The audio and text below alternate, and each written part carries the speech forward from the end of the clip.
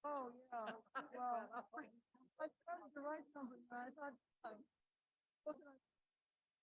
Pam. I don't know. Ma'am, I'm glad I asked. Yeah. I just, I think. Can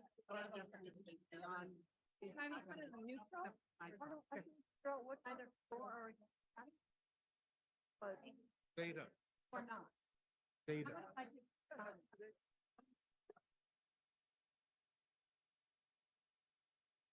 Oh,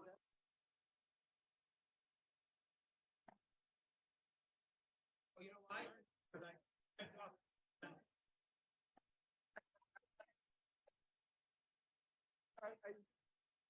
Starting my hand.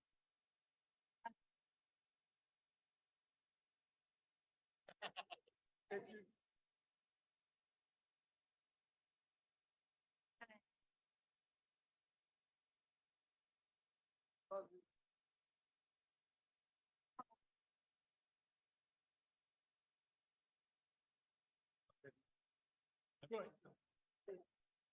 Sure, that's.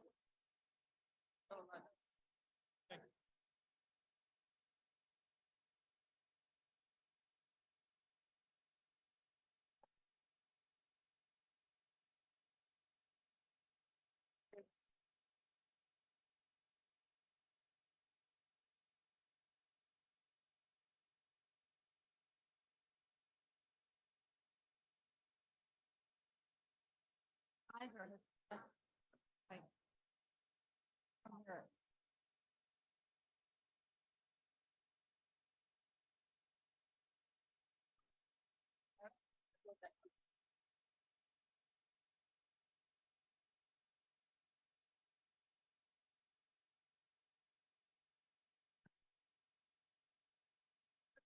But the hierarchy.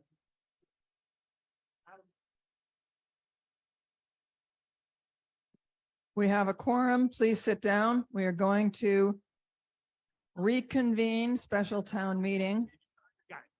for November 2023. Please stop chattering among yourselves and let Madam Moderator do the chattering for you. That applies to everybody in the auditorium. I have very important things to say tonight. The first of which is that we are going to finish tonight. It is going to be my first town meeting done in 1 week, and I am very excited about that. Second, for the first time, I am going to give some awards. The first is for the most active participant in town meeting. That goes to Shira Fisher. She has been especially active in filing motions and signing up to speak, although we have not always gotten to hear from her because the motion to call the question has sometimes been called before we have gotten to her, but I would like to recognize her contributions. They have been great.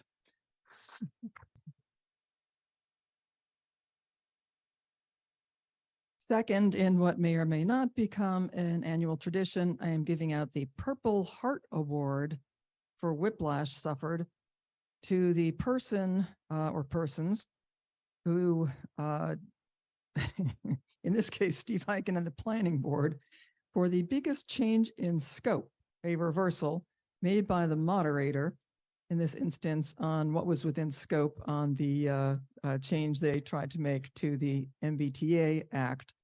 I make at least one per town meeting, and they were the victims this time. So they get the Purple Heart. And with that, we move on. We are only hearing 4 articles tonight. We start with Article 13 and 7 because they were moved to the front of the class. And then we go to 16, 17, and 18. So we start with Article 13, which has to do with a request to change the name of Heath School. It is on page 13.5 of the combined reports, moved by Mr. Gayshak, seconded by Ms. Ashkenazi.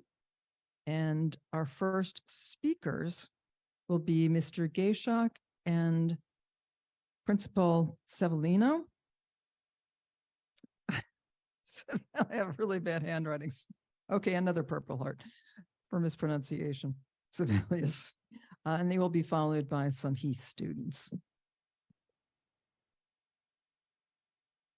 You have 6 minutes combined, and our timekeeper is somewhere.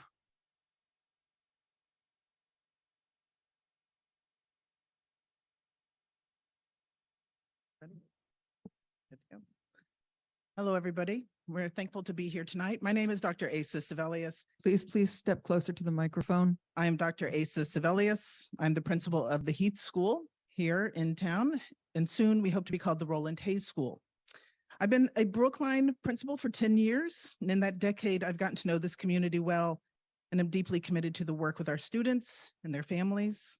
As an educator, creating the optimal conditions in my school, our school, so that each child can have their needs met right now as they are, is at the core of our shared professional work. Changing the name of our school feels like one very important way to increase comfort and access, engage deeply in creating community, and practicing the kind of civic engagement we want our young people to engage in themselves and in their lives. We're excited to be here tonight, and thank you for the consideration of what you'll hear before you. We want to acknowledge this is a historic moment in our school, and we do not take this moment lightly. Today may be the last day we are formally called Heath School, and for so many of us, this name has been precious and connecting. It certainly has been for me. Now we move through change with compassion and confidence, with an open heart, and with a certainty that our love of this community is what drives us. Here's to the opportunity inherent in change, big and small. And hi, everyone. Dave Gayshock, town meeting member from precinct 14. Can we have the next slide, please?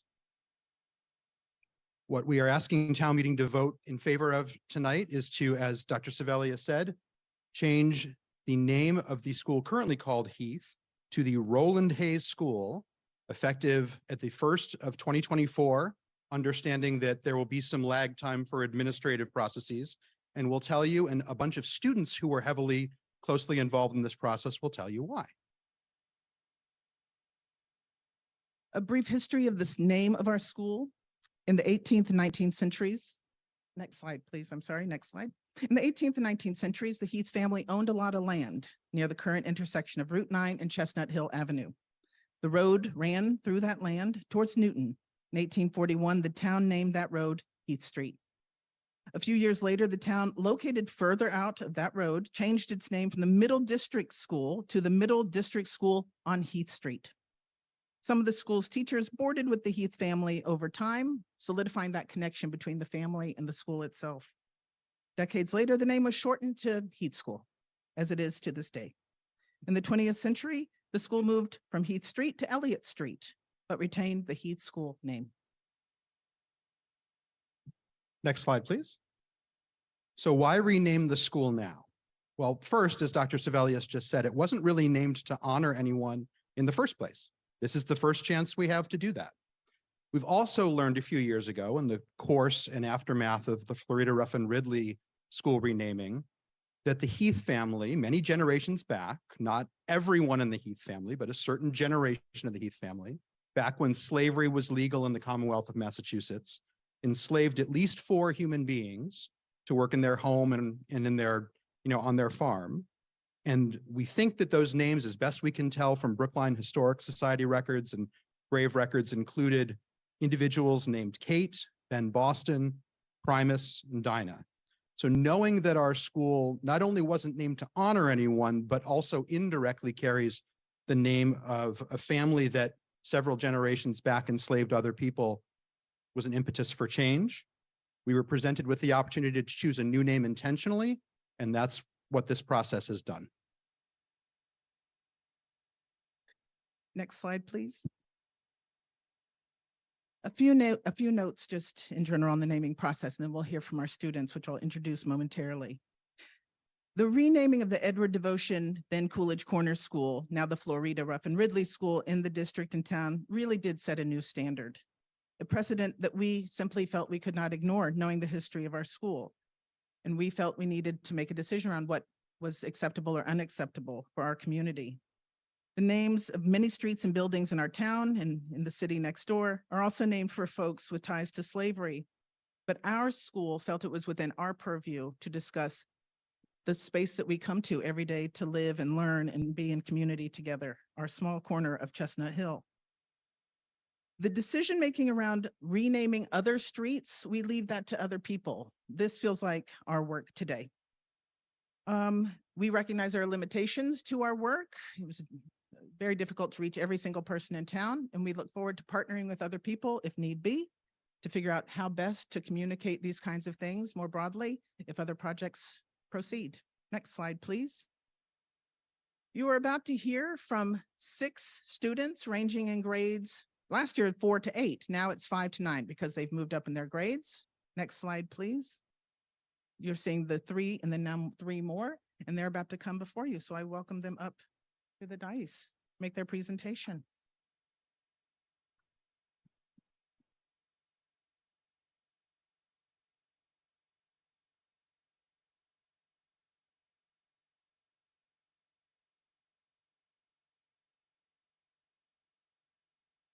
Hi, I'm Bruno and I'm in 6th grade. We have learned in recent years that our school was named for the street on which it originally sat, Heath Street, which in turn was named for a family that owned much of the land surrounding that street. Because the Heath family were also enslavers, our school therefore carries the name of a family that enslaved other people during their time here in Brookline. Knowing that our beloved school is named indirectly for a family that enslaved other humans has made it increasingly difficult to intentionally promote a vision that aligns with our stated values. We have a chance as a community to affirmatively and intentionally choose a new school name. We seek collectively to understand our history and the role of slavery in Brookline, the impact of that history on our school, and choose a new name that represents us, our hopes, and reinforces a safe learning environment. Hello, my name is Marin and I'm in 5th grade. When applications to join the student renaming committee were released, there was excitement in the school. Many of us applied. The 6 of us were chosen for a reason during the selection process.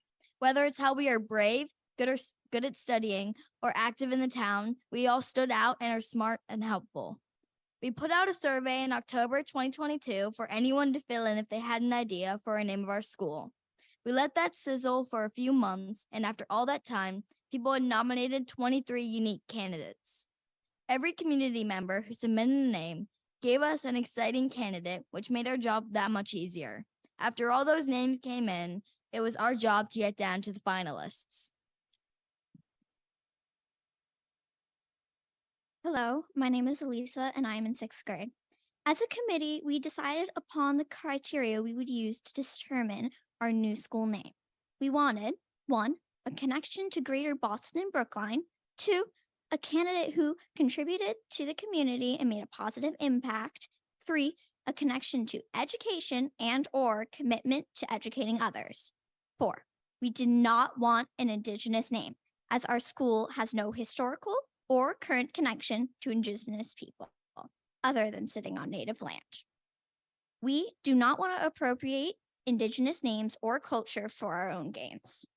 5, we wanted to recognize those who are not honored elsewhere in our community. 6, we asked, is this candidate a person of color? We wanted to recognize those who are historically underinvited into our community. 7, we asked, is this person still living? The preference was for someone who was deceased, so we could examine their entire life, contributions, and impact. Once we had our final 4 finalists, Roland Hayes, Ellen and William Kraft, John Wilson, and Ruth Batson, we did tons of research into their lives, welcomed in experts on these people who taught us so much, and presented this information to the voting community, students, teachers, and families. We worked hard to be chosen onto the committee, select the final 4 candidates, and we are working hard now, trying to convince everyone in this room to help us and vote yes on renaming the building. Hello, my name is Francesca and I am a 7th grader. Before we had the votes, we had presented the candidate to all the teachers and the students at the school, as well as sent emails to community members and families. We explained the final 4 candidates and their backstories in depth. We also showed the voting method we were going to use, ranked choice voting, and explained how it worked. The day of the vote, we got to school early and immediately started asking families and teachers the same question. Have you voted for the new school name yet? We had paper ballots and pens ready so people could vote on the spot. Most people voted online though. Around 12:30 on that Friday, we were called down to the library, the 6 of us, and we were told that the new school name was Roland Hayes. We had to keep it a secret until the end of the day. The kids I passed in the hallway eagerly asked me the same thing. Who won? Not until 1:40, when we all gathered around the microphone and announced the name Roland Hayes, did all those people know. The whole school was celebrating, including Superintendent Guillory. Hello, my name is Madison. I'm in 7th grade at the Heath School, hopefully soon the Roland Hayes School. You may be wondering, who even was Roland Hayes? Roland Hayes was a musician and composer. Hayes was born June 3rd, 1887 in Craryville, Georgia. He died January 1st, 1977, right here in Brookline. His daughter, granddaughter, family, and friends still live here and are very proud to be honored during this historic moment. His house is located in Brookline, a bronze plaque outside of his former home on 50 Allerton Street in his honor. I think that Roland Hayes is the best candidate for our school, not just because he won our school's voting process, but because he has been and remains an inspiration to so many people. In honor of Roland Hayes, we would like to name our school after him, recognizing his legacy, artistry, and community. Hello, I am Sophie Ugalde. And when this project started, I was an 8th grader. Now I am a high school freshman at Brookline High School. The benefit of changing our school name to the Roland Hayes School is not only we will liberate this school from its previous connection to slavery, but we will also represent someone who has contributed to this community positively, as well as being more inclusive of people of color. I would like to believe that people who are in our school and are to come to this school would feel considered and acknowledged as important members of our community because we, the Student Renaming Committee, have worked together for so long making speeches like these in order to ensure consideration, inclusiveness, and safety of our school and its community.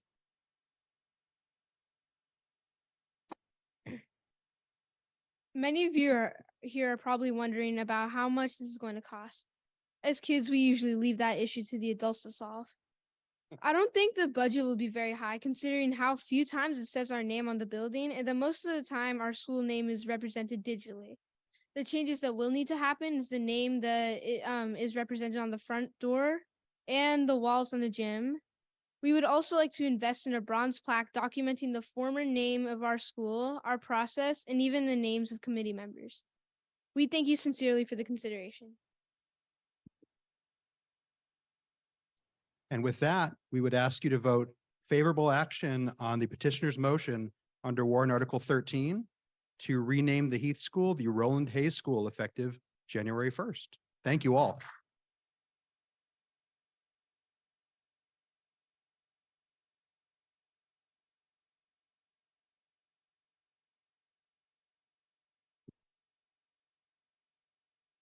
Excuse me, Ernie Fry, you are next, and then there will be Ms. Ashkenazi and Mr. Lin.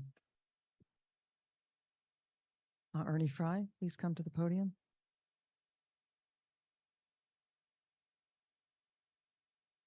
Or I don't know if you're virtual.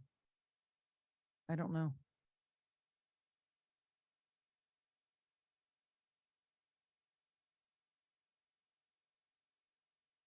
In the meantime, why don't we hear from Ms. Ashkenazi?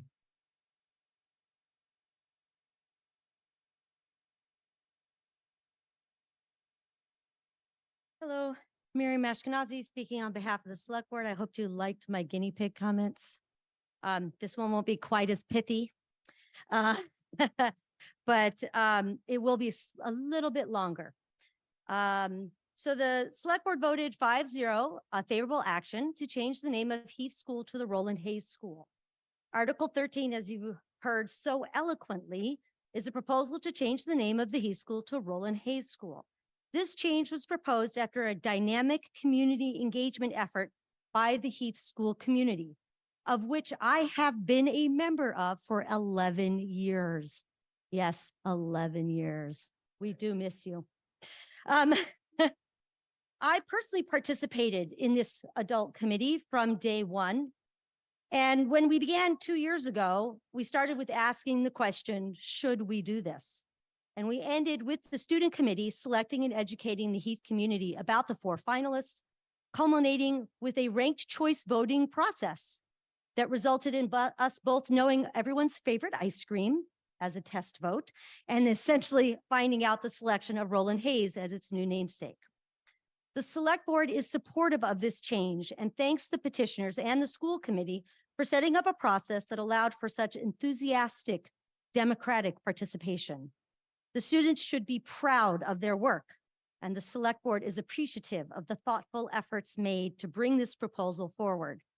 I have also the honor of sharing some comments from Roland Hayes' daughter and granddaughters who still reside in Brookline. And I quote, "I am so pleased and touched that the Heath School wishes to honor my father by naming the school after him. In this day and age, people resort to violence to get what they want. But my father accomplished his goal through hard work, determination, and his love of music. Thank you for your faith through your actions. Sincerely, Afrika Hayes Lamb, Zaida Christine Lamb, and Erica Roland Lamb." A unanimous select board voted favorable action on the motion. I encourage you to join us in voting favorable action and really support this wonderful, wonderful representation for our community. Thank you.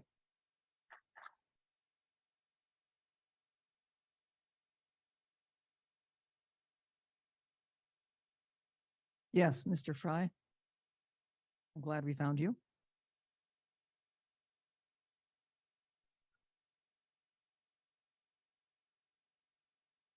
Thank you, Madam Moderator. Ernie Fry, Precinct 7.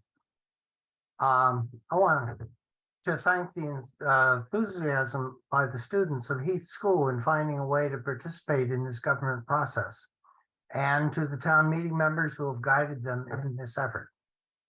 I'm fully aware that this warrant article will receive overwhelming support.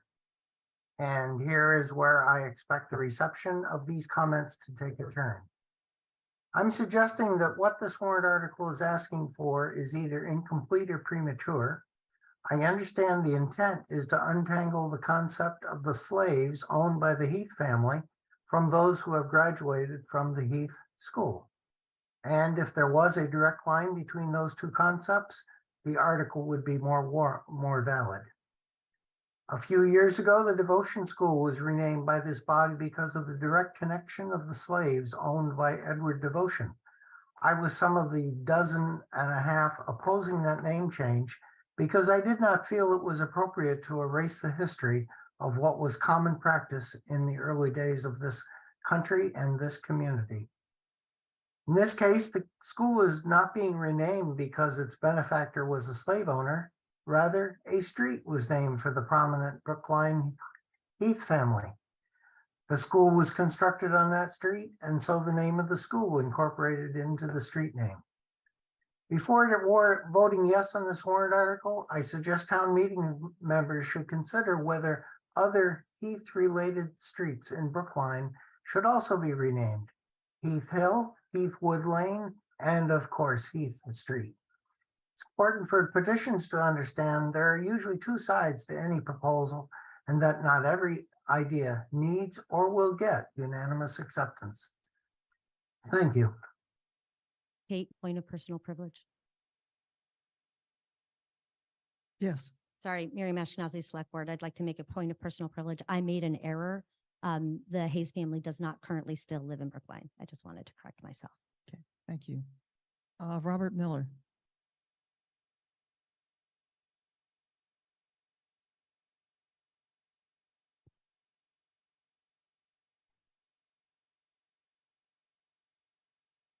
Hi, Bob Miller, Town Meeting Member, Precinct 2. I want to start by telling you what a wonderful community we all live in. If you're wondering how I know, I taught science to 6th and 7th graders at the Heath School for 20 years. The children that I taught were intelligent, funny, happy, caring people. Don't get me wrong, they're middle schoolers, so of course they're crazy. I'm sure you know the expression, the apple doesn't fall far from the tree. The quality humans that I had the tremendous pleasure of teaching were a reflection of the quality of the families and educators that were raising them. I retired from teaching a year and a half ago. Retirement has been a great luxury. I recommend it, but I miss the young people. For the past year, actually a year and a half, I've been lucky enough to meet every Thursday morning with a group of incredible students that were the school renaming committee. You just heard from them. First of all, let's be honest. It is incredible that students wanted to be at school at 7 a.m. once a week for a year and a half.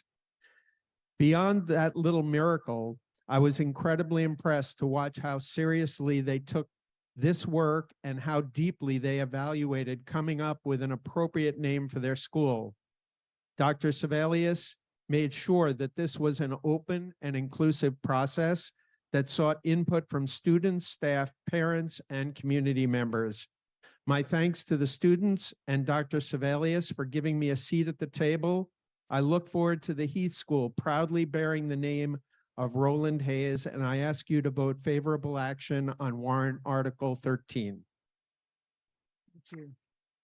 Mr. Lynn, and then Mr. Lynn, and then Mr. Daves. Thank you, Madam Moderator. I'm Andy Liu, Vice Chair of the School Committee, speaking for the School Committee. The School Committee has voted twice on this warrant article. On August 3rd, we voted 9-0-0 to join as co-petitioners in drafting and submitting it. And on October 12th, we voted 8-0-0 to recommend passage of the warrant article as submitted. And at 4 meetings earlier this year, we'd learned about the selection process and the nominees. And we were really impressed with how our students had carried through a process that was principled, it was rigorous, and it was clearly also a lot of fun for everybody involved. So thanks to Dr. Sebelius, the Heath School staff, and the community members who supported these student leaders. So we're very pleased with the choice to honor a longtime Brookline resident who overcame discrimination to bring beauty to audiences around the world. So we ask you to join us in supporting this renaming and the students whose work has made it possible. Thanks. Mr. Daves, Mr. Daves. Yes, come to the podium, please. And then Mr. Grossman, you're next, and then Ms. McKenzie. My name is Rob Daves, town meeting member, Precinct 4. In 1967, Reverend Dr. Martin Luther King Jr. delivered a speech to students at a junior high school in South Philadelphia to encourage them to set high goals for themselves. It was entitled, "What is Your Life's Blueprint?" He said, "From the red hills of Gordon County, Georgia, Roland Hayes rose up to be one of the world's great singers and carried his melodious voice into the palaces and mansions of kings and queens. So it is indeed appropriate that the name of Roland Hayes be placed on a school where it will serve to remind generations of students of this extraordinary man who, through his determination and art, achieved international stature and changed the world. The name is also appropriate because it will rekindle our town's love for Roland Hayes and respect for his achievements. He lived in our town for 50 years. One of his biographers said that he adopted Brookline and Brookline adopted him. Older residents in my neighborhood on Pill Hill who attended Lincoln School, and some folks in this audience might remember that in the 60s, children from a Lincoln School in June would walk with their teachers to Roland Hayes' house on Allerton Street to sing him happy birthday. And in 1962, when Roland Hayes returned to Carnegie Hall for a concert to mark his 75th birthday, our neighborhood sent him flowers and a note of congratulations. And as a town in 1967, to mark Hayes' 80th birthday, Brookline declared June 3rd Roland Hayes Day.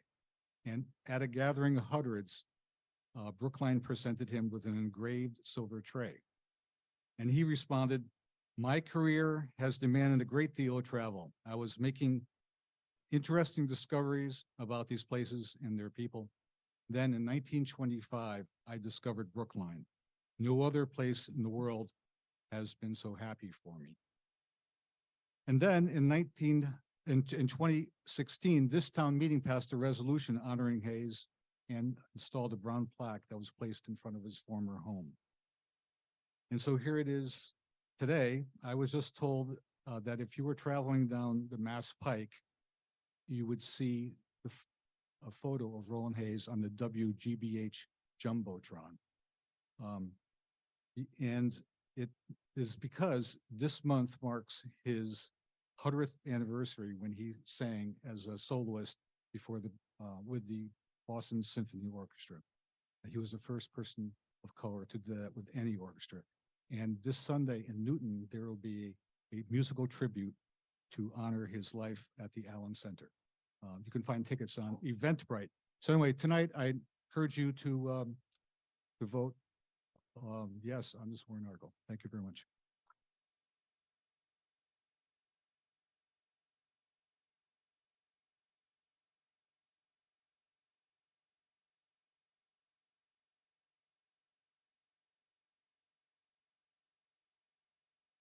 Hello, Perry Grossman, Town Meeting Member, Precinct 5, speaking for the Advisory Committee. The Advisory Committee voted no recommendation on warrant Article 13 by a vote of 15 to 4 to 1. Some Advisory Committee members questioned whether the committee should get involved in decisions of school naming. Members indicated that there are other school-related issues that the advisory committee should focus on, such as teaching and learning and disparities in MCAS scores. Several members argued that there should have been greater public involvement, including with Heath School alumni and neighbors. Some members questioned the criteria used in choosing the school name. A key point of discussion was whether the school carried the name of John Heath, a slave owner, or others in the Heath family who did not own slaves. One member asked for more evidence that John Heath was indeed a slave owner, citing limited information in the Hidden Brookline website. Several members asked if the school should be named after someone else in the community with a direct connection to Heath School, or perhaps someone from the Jewish or Asian communities, which each make up a greater percentage of the Brookline population than the African American community. One member pointed to potential benefits in renaming the Heath School, including giving Black children a Black person to look up to and relate to, and giving white children a Black person to think about in ways they might not have otherwise. In conclusion, the argument that school renamings are centrally the purview of the schools, school communities, and the school committee, and not the advisory committee, prevailed. A motion of no recommendation was put forward, which was voted upon favorably. By a vote of 15 to 4 with one abstention, the advisory committee has no recommendation on warrant Article 13. Thank you. I have received a motion to call the question. And I am going to look for a second for the motion. It has been seconded.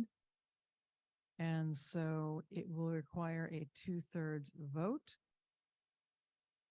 There is in the queue Ms. McKenzie, and Felina Robinson is online waiting to make a comment. Ms. McKenzie is for the renaming, and Ms. Robinson, I do not know whether she is in favor or opposed to this renaming. So we will now vote on whether or not to call the question and then proceed with voting on the main motion. It will require a 2/3 vote, and we will drop the vote now.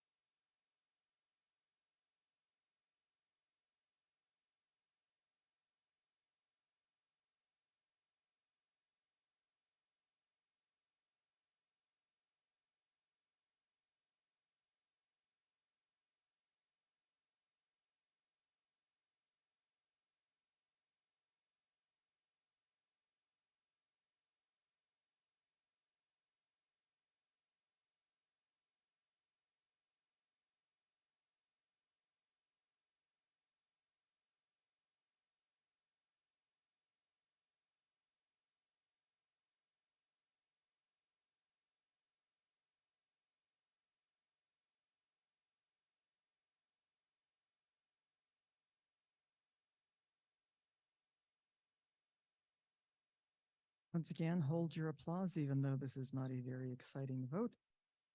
The motion to call the question passes with 172 votes yes, 40 no, and 15 abstentions. Okay, we will now move on then to actually voting on whether or not to change the name of the Heath School.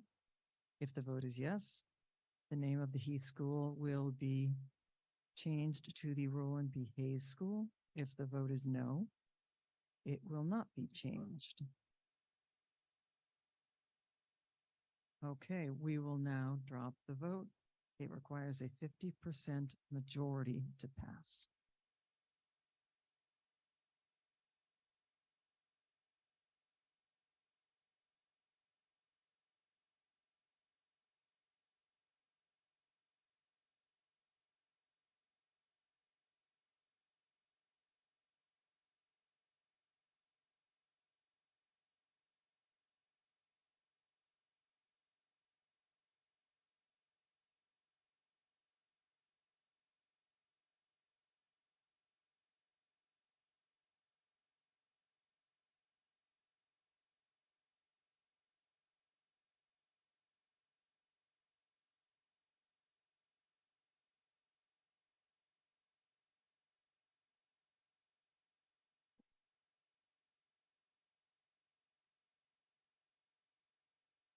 Again, do not give any applause until I have announced the official numbers for the clerk to record.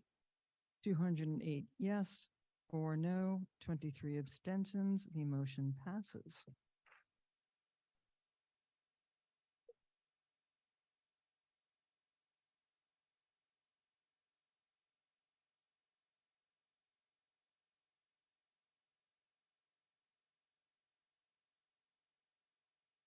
We now turn to Article number 7.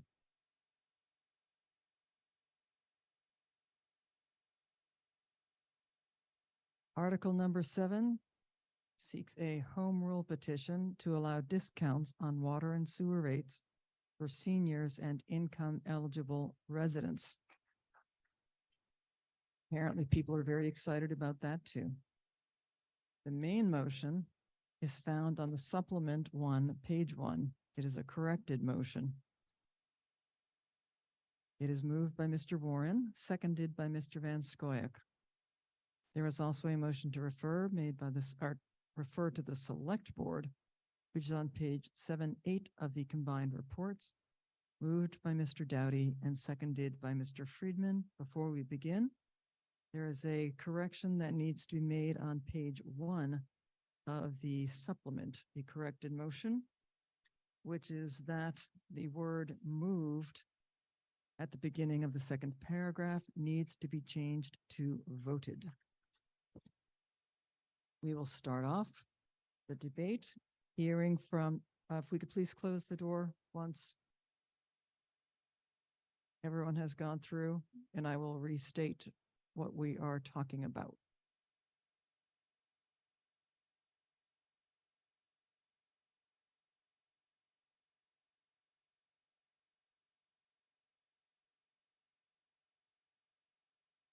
I will not repeat the correction from moved to voted, although I just did. Okay, this article seeks to ask the select board to seek a home rule petition to allow discounts on water and sewer rates for seniors and income eligible residents. Our first speaker is Mr. Warren on behalf of the select board.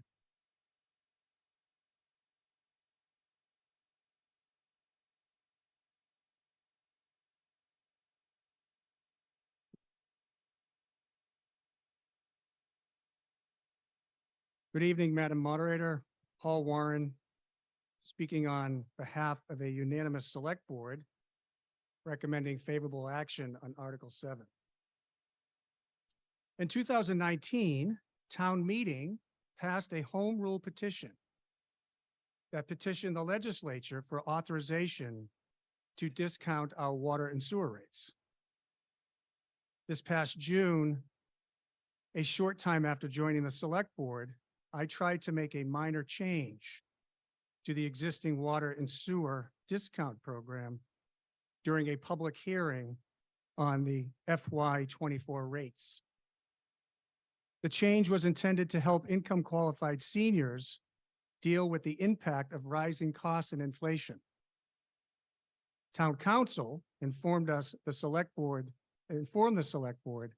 that we did not have the authority to modify the program because the home rule petition approved 4 years ago was never submitted to the state legislature. Again, the home rule petition that was approved by this body and was supported by a near unanimous advisory committee never made it to the state legislature. So as of today, we do not have the authority to make changes to our existing discount program. Town council has advised the select board that a home rule petition is needed. This is the same advice that our former town council gave the select board in town meeting 4 years ago. Representative Vitolo, in a letter to the select board dated February 6, 2023, provided the same advice. Representative Vitolo, in his update to the board, wrote, "My office never received a signed, sealed copy of the local approval letter and was therefore unable to file the legislation." Importantly, Rep. Vitolo's letter goes on to state, if the town wishes to pursue this home rule petition, it must pass town meeting again. Article 7 asks town meeting again to approve a petition of the legislature so that we can modify our water and sewer discounts. The article specifies that discounts will be limited to income eligible residents, including those aged 65 and over. Folks, this is not a controversial article. Due to a clerical error, or more likely, the COVID crisis diverting the attention of just about everybody after the November 2019 town meeting, the approved home rule never made it to the legislature. And as a result, vulnerable residents have lost many years of much needed financial relief. The advisory committee, in a complete reversal from 4 years ago, is recommending that Article 7 be referred. Referring the article could add several more years to the existing 4-year delay that we've already had. And why? Why wait? For more study? For more details on the program? We did not need those details in 2019 when both the advisory committee and town meeting overwhelmingly approved the home rule petition. So what's changed? Well, one thing for sure is that the cost of living in Brookline has gone up. Not just with housing, but with every cost. Food, medicine, transportation, you name it. We are all feeling the pain of inflation. And that pain disproportionately impacts our vulnerable community, including our senior population. Tuesday night, this body took a remarkable step forward to make Brookline more vital, more livable, and more diverse. This evening, we can take a similar step forward. Approving Article 7 will restart the process with the legislature that we have already approved once. And at the same time, we can initiate the detailed work and public hearings needed to make our current program more fair and effective. We can and should do both things at once to make up lost time. Let's send a strong message to those who are struggling to remain in Brookline, including our seniors, by passing Article 7. Let them know that we see them and that we understand their challenges. And let them know that we're taking action. A unanimous select board recommends positive action on Article 7 and no action on the advisory committee's referral motion. Thank you.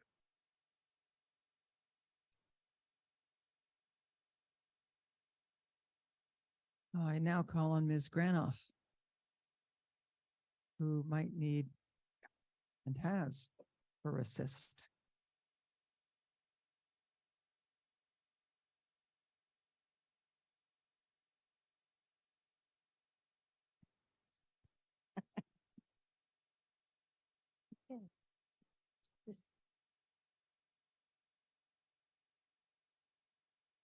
Thank you. Good evening, Madam Moderator. I'm Susan Granoff, Town Meeting Member from Precinct 7 and Chair of the Advisory Committee's Human Services Subcommittee. I'm speaking today for a unanimous advisory committee, which by a vote of 21 to 0, recommends favorable action on its motion to refer the subject matter of warrant Article 7 back to the Select Board or its designees for further action. The purpose of this referral is to increase the likelihood that this important home rule petition will get approved by the state legislature, and it is based on the advice of Brookline State Representative Tommy Vitolo. Let me give you some background information in addition to what Mr. Warren has given us. Now with warrant Article 7, the Select Board is resubmitting an expanded version of its original 2019 article. The 2019 article sought authority to offer discounts only to seniors. Warrant Article 7 would offer discount rates to other income-eligible residents as well. Additionally, and importantly, it no longer contains a requirement that the recipients of this discount live in a dwelling with its own water meter and have their name on the water sewer bill. This means that the town could develop a new discount program that also included income-eligible condo owners and tenants. Only 6 seniors currently qualify for Brookline's present water sewer rate discount program. To qualify, the senior must be a participant in one of the town's existing income-eligible senior tax relief programs, and their name must be listed on the water sewer bill for their dwelling. The discount is a modest one. It's 50% of the base water and sewer charge. The average annual discount of each of these 6 residents is $177 a year, at a total cost to the town of $1,060. The funding for the discount comes out of the Water and Sewer Enterprise Fund. The advisory committee was told by the Commissioner of Public Works, Erin Shute, and the Director of Water and Sewer, Jay Hersey, that expanding the town's discount program beyond its current dimensions would be a very complicated process, raising complex, equitable, administrative, and funding issues that would have to be worked out before any new discount rate program would be ready to submit to the Select Board for its approval. It would require expert water sewer rate setting analysis of the financial impact of various potential expansions of the town's current discount program, as well as additional study of what other communities are doing. This all will take time. The advisory committee agrees with the Select Board that the town absolutely needs to submit a home rule petition seeking authorization for offering water sewer rate discounts to Brookline's income-eligible residents. There was also agreement on the desirability of the town developing a broader, more expansive water sewer rate discount program that would help more of our income-challenged residents. However, after much discussion, the advisory committee ultimately decided to follow the advice specifically offered by Representative Vitolo, who would be the person charged with getting our home rule petition passed by the state legislature. And that is why we are offering our motion to refer at this time. This is what Representative Vitolo told us. Based on what he has learned about the state legislative function, he thinks that this home rule petition in its present form is almost certainly unlikely to pass. Not only would it be arriving too late in the current session, but he believes that the state legislature will want to be provided with more concrete information about the specific discount program that the town wishes to implement.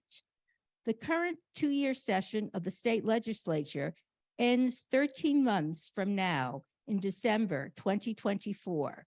Any bill that has not been approved by then will have to be resubmitted to a new legislative session that begins in January 2025 and start all over from scratch. Since it typically takes a minimum of a year and often much longer for a home rule petition to be acted upon by the state legislature, submitting a home rule petition this December at such a late date would be a huge risk. Submitting one without having any specific program details as part of it increases the risk even more. Having to resubmit this again, should it not pass during this session, having to resubmit it again in January 2025 would mean that there would have been no time saved by cutting corners now. And when this would get resubmitted, it might be much harder for it to get the needed support from those legislatures who had already rejected it. Finally, sending a home rule petition to the state legislature that is unlikely to pass comes with an additional cost. Weeks of time spent by Representative Vitolo and his staff advocating for the bill and the expenditure of valuable political capital. Therefore, based on the advice that we received from Representative Vitolo, the advisory committee unanimously recommends that you vote favorable action on its motion to refer the subject matter of warrant Article 7 back to the Select Board or its designees for further action. This would enable the Select Board and town staff to do the research needed to establish the details of a program that could then be incorporated in a home rule petition that would be much more likely to get passed. Thank you very much. Mr. Lescoyer? We only have 2 more speakers, so people who have comments, unless it's a point of order or a question of privilege. Yeah, I would just hold on a few minutes.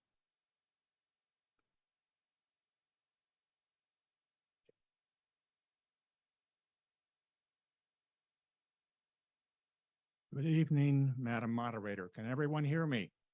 It's David Lescoyer, Town Meeting Member, Precinct 11, and a member of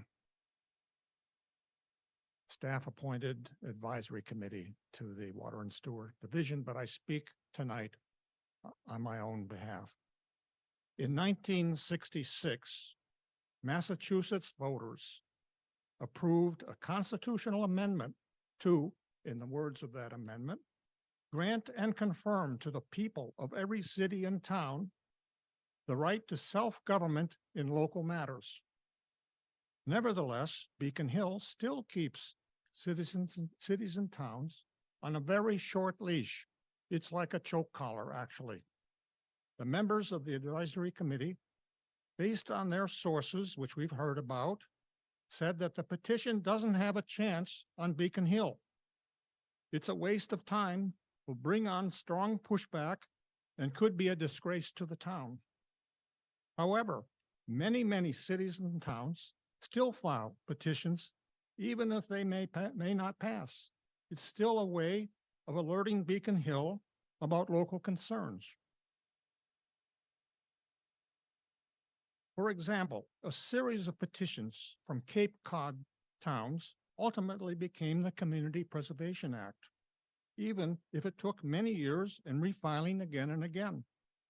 Another recent Brookline example, inspired by members of this town meeting, is the fossil fuel-free construction law that we now are working on. My appeal tonight is to the values and principles. We should always uphold these and never forget them. Our Judeo-Christian tradition and the teaching from the prophets of all faiths on every continent since ancient times says that a true measure of any society can be found in how it treats its most vulnerable resident.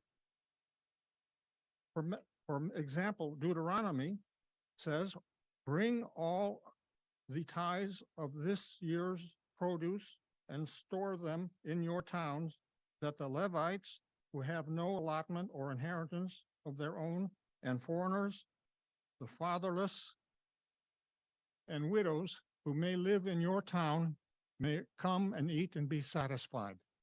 Today, among these tithes is a safe, pure water supply, a necessity of life. The Massachusetts Water Resources Authority has set a necessity of life standard for households of 21,000 gallons per household per year.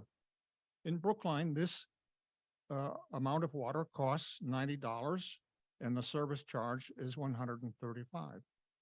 According to the Brookline Community Foundation, 3,150 Brookline residents are experiencing poverty.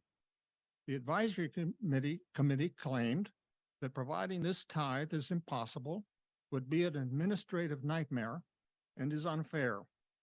Town meeting should not buy these excuses.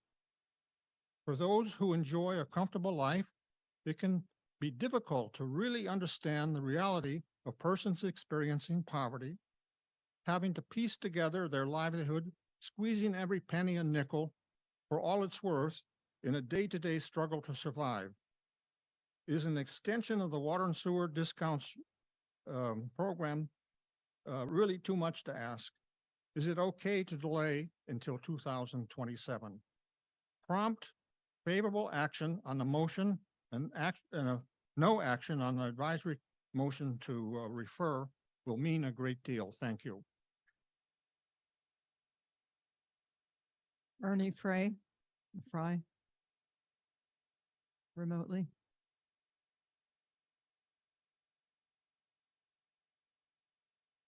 Thank you, Madam Moderator. Ernie Fry, Precinct 7. I support the advisory committee amendment to refer the content of this article to the select board committee, likely the rating task force who advises the water and sewer director, Department of Public Works commissioner on the rates recommended to the select board at their June public hearing. You've all heard about the problems that we had in submitting the original article. For some reason, it never got to where it had to go. But I also recognize that the comments made from the advisory committee that we're going to have a little bit of a problem in trying to get this home rule petition processed from this particular session. I would suggest that a more efficient use of time for the select board and for the legislature is to reconsider this home rule petition next fall, at which point I believe that it can be submitted to the legislature as a home rule petition after January, and we should be able to have a process that goes through rather efficiently through the legislature with all of the bells and whistles attached to it. The rating task force is already working on a plan and reviewing rates and trying to come up with ways that the discounts suggested by this warrant article and that the town really needs is they're working on the process of developing those rates. I take a little bit of exception to the thoughts that the water and sewer division and the Department of Public Works will have a tough time trying to develop a program to afford the discounts that we are hoping can be developed and granted to our senior citizens who are economically challenged. So I recommend, I think that can be done with the talent that's on this rating task force commission. You have 30 seconds. So I will, I ask the town meeting to support the amendment proposed by the advisory committee. And if it fails, the warrant article unamended or the home rule petition. Thank you. We have a comment from the person at microphone 4. Hi, Vina Priestley, Precinct 4. Could you speak Actually, a this- little loud? Oh, that's better. Sorry, I have just 2 questions. I can repeat myself. Vina Priestley, Precinct 4. I just have 2 questions. So basically, sometimes seniors own multifamily properties, so like a 2-family, and the meter is not separately metered for the water and sewer because it's to the person that owned it. So I have 2 questions. How would they be able to provide a discount for them? Let's say they inherited the house, and they are just living off the means of their rental property. How would that work? I mean, currently, or With the proposal that's happening with the discount, how would that work? Ms. Shoot, are you the person that I can throw that to? Good evening, Erin Chute, Commissioner of Public Works. The current discount is, it is managed through the assessor's office with eligibility, a host of eligibility programs, and the individual would have to be named on the bill. So discounts go to the direct customers that are paying the bill and then meet the eligibility.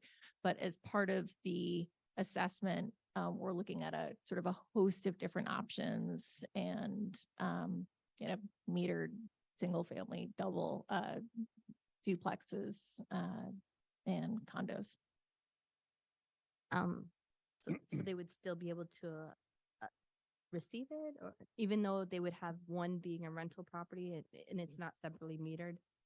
So the senior would still be able to get it? Currently, yes. Oh, yes. Yeah, but we have not, really what we're looking at is how can we expand the affordability program in Brookline? That's what we're looking at. So I can't speak to what that will look like, but we're really looking to expand what we currently have. And my second question is sometimes it's wrapped in the condo fee. And let's say it is a senior that lives in an affordable unit or a person that lives in an affordable unit and it's wrapped into the condo fee and the main condo fee. Would those be eligible for this discount as well? So we will be analyzing all options, but just so it's very clear, we can only issue discounts to our customers at this point in time. Those are the folks that we have the financial relationship with. And so we'll be evaluating that. Thank you. Okay, thanks. Mr. Warren, unless you're moving to call the question, I am going to ask. I have a question. I'm not calling the question. I have a question. So Okay, Madam Moderator, Paul Warren, Select Board. Okay, no, then I am not calling on you. I have I other can't, people I who- can't ask a question? No, I have other people who I have a beat question you, for Town who- Council. We have other people who are before you in line. Actually, I think I was the first in line after. No, actually, we have Rui Albuquerque, who is remotely beat you to ask the question, and then I believe it's Mr. Dempsey over at microphone 3. So, Mr. Albuquerque, what is your question? Yes. Good evening. Rui Albuquerque, Town Meeting Member, Precinct 1. My question is on the statement of the policy that seems general, and I wonder if, I mean, we're not voting on any constraints here. Was the statement of the article similar when it was first voted in 2019? Was it presented to town meeting with the same language that, basically without any constraints, that this was a process that eventually the sewer and division and maybe a consultation with the working group, citizens working group would decide on the exact rules? Was that also the language used back in 2019? I'll take that, Aaron. Paul Warren, Select Board. So Rui, thank you for your question. Yes, the article that is submitted is very similar than the article that was submitted 4 years ago. The expansion is originally it was income qualified seniors. We added income qualified seniors as well as income qualified residents as well. So that's the expansion. Thank you. And next, Mr. Dempsey over at microphone 3. Thank you, Madam Moderator. Chris Dempsey, Town Meeting Member in Precinct 4. We've heard tonight on this article from a number of people that I have great respect for, Mr. Warren, Ms. Granoff, Mr. Fry, and others. And I remain a little bit uncertain and confused. We have also heard the name invoked of Representative Vitolo, and we're very fortunate to have such an engaged state representative in our town, and I believe here tonight. And I would be interested, Madam Moderator, if you would ask him to speak on this so that we can get some clarification on whether he was properly quoted and whether he has anything else to say about the potential fate of this article, because we need his help and assistance to make this happen. And so I think his voice is very important. Mr. Representative Vitolo, could you please come to the podium to answer that question?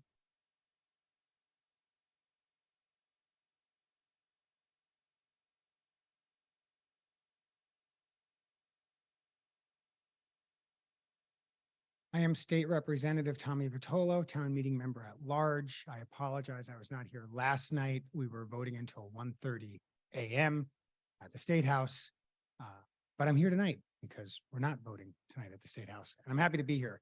A couple of comments, but I'll begin with some somewhat rhetorical questions. For this town meeting, a body which passes every single home rule that gets filed on behalf of Brookline. How many home rules does Brookline have pending right now? Do you know? We have 7. There are 351 communities in Massachusetts with a total of just under 400 home rules filed combined. About 1 per community. We have 7. Does anyone know when the last home rule we filed passed or what it was about? You voted for it. But do you know what it was? Have you been following it? My suspicion is you have not. But in December/January, because of the timing of the legislature earlier this year, we passed a home rule to allow for a reduction in property tax for low-income seniors. But if you didn't know that, I wonder, do these things matter enough to you to vote yes on them? It's something I want you to consider because every home rule that gets filed costs my staff and I at least 20 hours of time that we're not doing other legislative or constituent service matters on. It also requires the time of the state senator and her staff, the House clerk, the Senate clerk, the Senate president and her staff, the House speaker and his staff, the appropriate committee chair, both House and Senate, and their staff, and the members of the committee.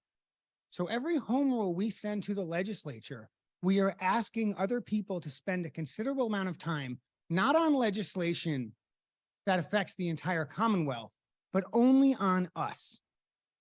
And that doesn't mean we shouldn't do it, but it does mean we might consider being judicious about it. And I will tell you that I don't think we have been. And that is not a comment about this particular home rule or warrant Article 16. It is a general comment. Some other general comments I have made and will continue to make about home rules. Number 1, I will abstain from voting on all of them because if we decide to pass it, I'm going to work my butt off to get it passed. That's what this community has stated it wants. That's what I will work on. Number 2. I lost my train of thought. Let me get that back. Number 2, we should ask for exactly what we want. That's really important because if a home rule becomes the law, it's not the law until we decide we don't like it anymore. It's not the law until we decide we'd like to do something slightly different. It is the law. And the only way to change it is to pass another home rule and hope that the legislature enacts that follow-up home rule. So I would urge us to be really careful in asking for exactly what we want. And you might have guessed from an earlier comment, I would urge you to only ask the legislature for things we really want and not for a laundry list of other things. Because the fact of the matter is, when I approach a committee chair in municipalities, in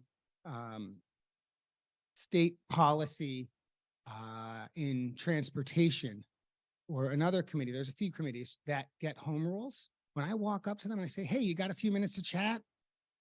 They say to me, oh, Brookline's got another home rule, huh? And that's a tough way to start a conversation where I'm asking other people for things on behalf of Brookline. So we've talked about home rules in the past. There are some new folks in town meeting, so I don't feel bad talking about it again.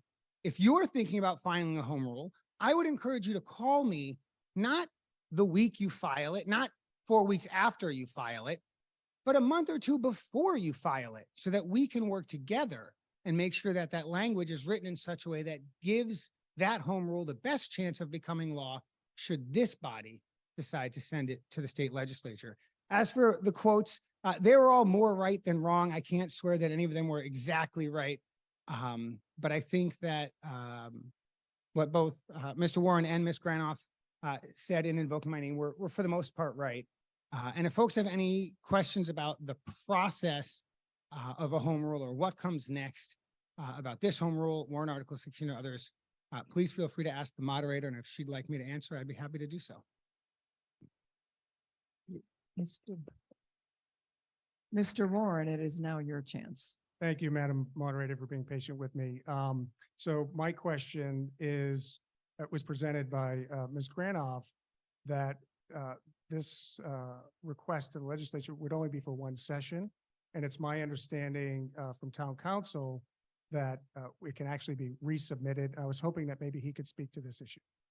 So it's actually 2 legislative sessions. So I understand.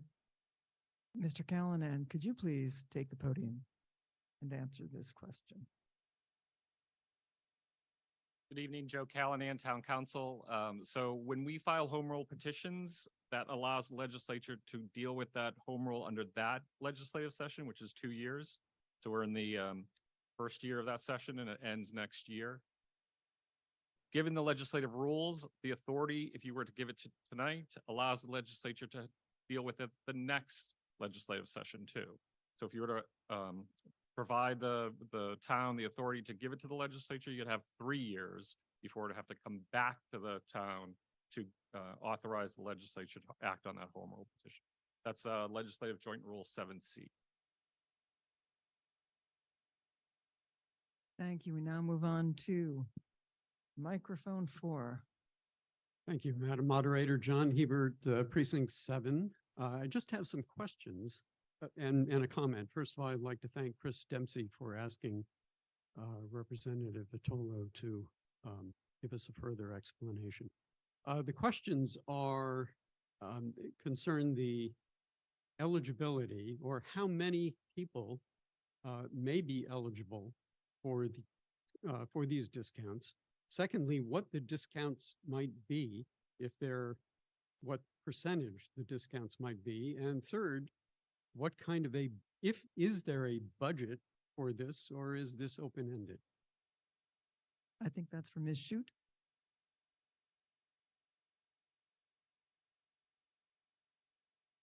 So good evening, Erin Shute, Commissioner of Public Works. With the current discount program, what that allows is 50% off the base rate, and then consumption, so use, is charged at the regular rate in that particular level. So there are currently 6 individuals that have opted in. We have information on our website. It's on the assessor's website. My understanding is, though, there are over 50 individuals in the community that have eligibility through their other programs. So I'm not sure if there's a disconnect there, but we currently have 6 that have reached out to us. The actual discount varies based upon their base rate and kind of which category that they're in. Ms. Granoff had said that the average is around 107 or so per individual. It matters on that rate. And we did have about $1,500 this past year. It's spread across the enterprise. And so in looking at expansion, so what I can't say is what that program would look like in the future. We're working with the task force. We have a utility economist that we work with that we're looking at what that model would be. And there we'll look at who would be eligible, what's the impact, and how is that funded through our rates. Thank you. Okay, well, I've had a motion to call the question. by Ms. Ashkenazi. Do I have a second? It has been seconded. We will now drop the vote on whether or not to call the question. I said, oh, geez. Okay, we have no scheduled speakers. We have Ms. Roberts at microphone number 3. We have Ms. Frawley at My microphone. name is Kathleen Cavell, not Miss Roberts. Oh, dear God. I just got my prescription changed. I apologize. Thank you. I need it changed again. Precinct 1. Okay, I apologize. Okay, we have a speaker at microphone number 4.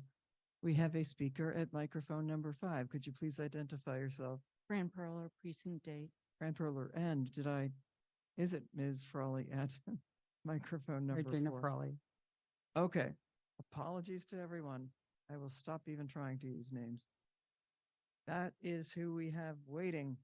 And we have the motion to call the question, seconded, and we will now drop the voting. Now a 2/3 majority is required.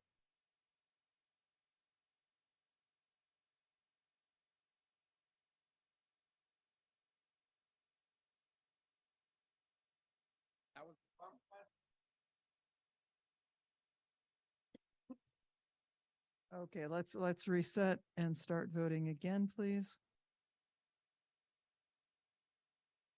Reset the clock. Point of order. Has voting started again? No, it's been launched, so your point of order is going to have to wait.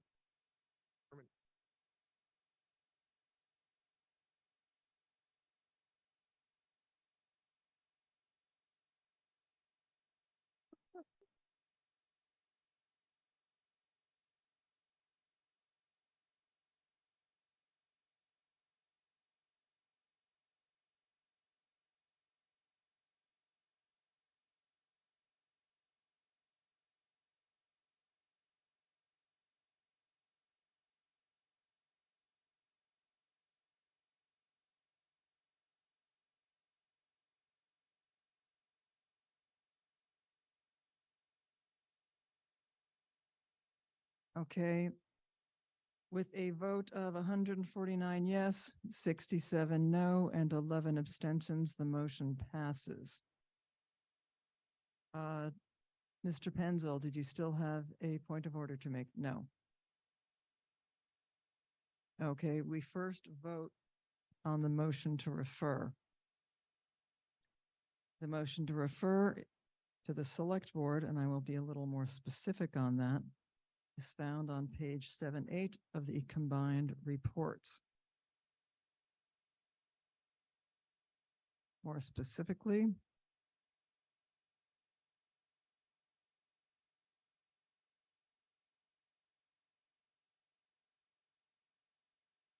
the motion to refer requests that the subject matter of warrant article 7 be referred back to the select board or its designee for further action. This was described by Ms. Granoff in her discussion as to provide more detail as to exactly what would be included in the home rule petition and provide more specificity. If you have any questions about what we are voting on, please let me know now. I am going to give a minute for the people in the chat room to indicate if they have questions. And then I will let you know when we are going to start voting. A yes vote would refer it back to the select board. A no vote would not refer it back to the select board.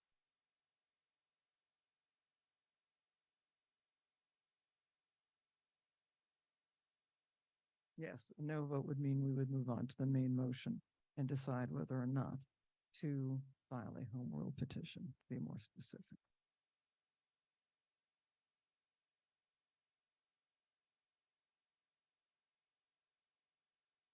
Okay, please drop the voting.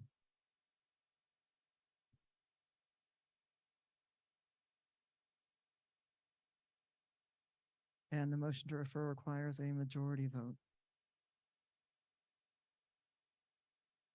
Things come up.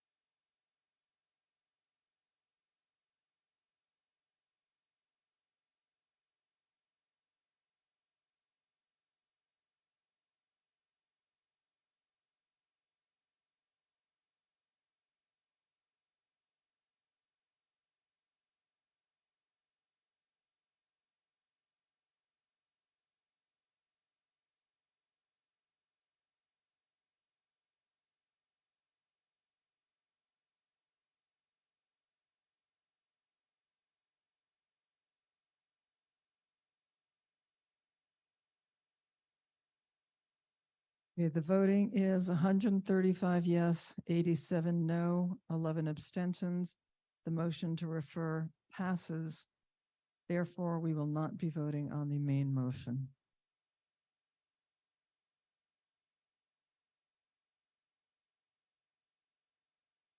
We now move on to Article 16.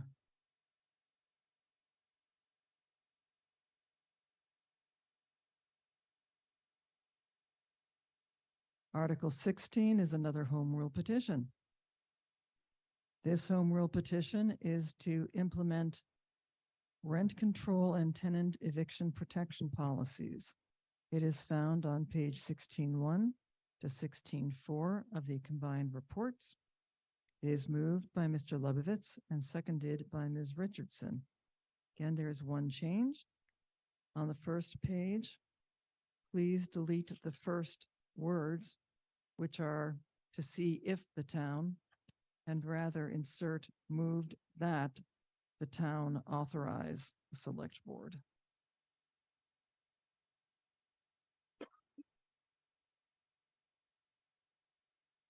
Oh, yes, I'm sorry. And delete at the bottom, at the very end, or take any action, other action related there too. That would be at the end of the last page, 16.4, the last line. Delete that, please. This turns the motion into a voted article. Okay, our first speaker is Mr. Lebovitz. Thank you, Madam Moderator. I'm Alec Lebovitz, Town Meeting Member, Precinct 8, and tonight I'm speaking as one of the petitioners of Warrant Article 16 to ask for what we want: a well-reasoned, compromise, and feasible home rule petition seeking authorization for Brookline to implement a written stabilization program and to codify good cause tenant eviction protections. Next slide, please. The housing market in Brookline is in crisis. Market conditions have driven staggering housing cost increases, even as Brookline's costs are already among the highest in the state. Recent analyses have illustrated this point. In 2020, Brookline's median monthly rent was over $2,400, more at that time than twice the national median rate and more expensive than Cambridge, Somerville, Newton, and Boston. In 2023, a subsequent analysis found that the median monthly rent of market units had increased to $3,900, representing a 62% increase since 2020. These elevated costs have had a profound impact on residents, in particular renters. Over 45% of Brookline renters, are housing burdened, and 23% are severely housing burdened. This means 1 in 5 residents of Brookline are facing serious displacement pressures due to housing costs, with a disproportionate impact falling on seniors, residents of color, and low and middle income households. Next slide, please. Increased inflation has only exacerbated this issue, contributing to a 12% increase in average rents over the last 2 years, a rate nearly double that of the preceding decade.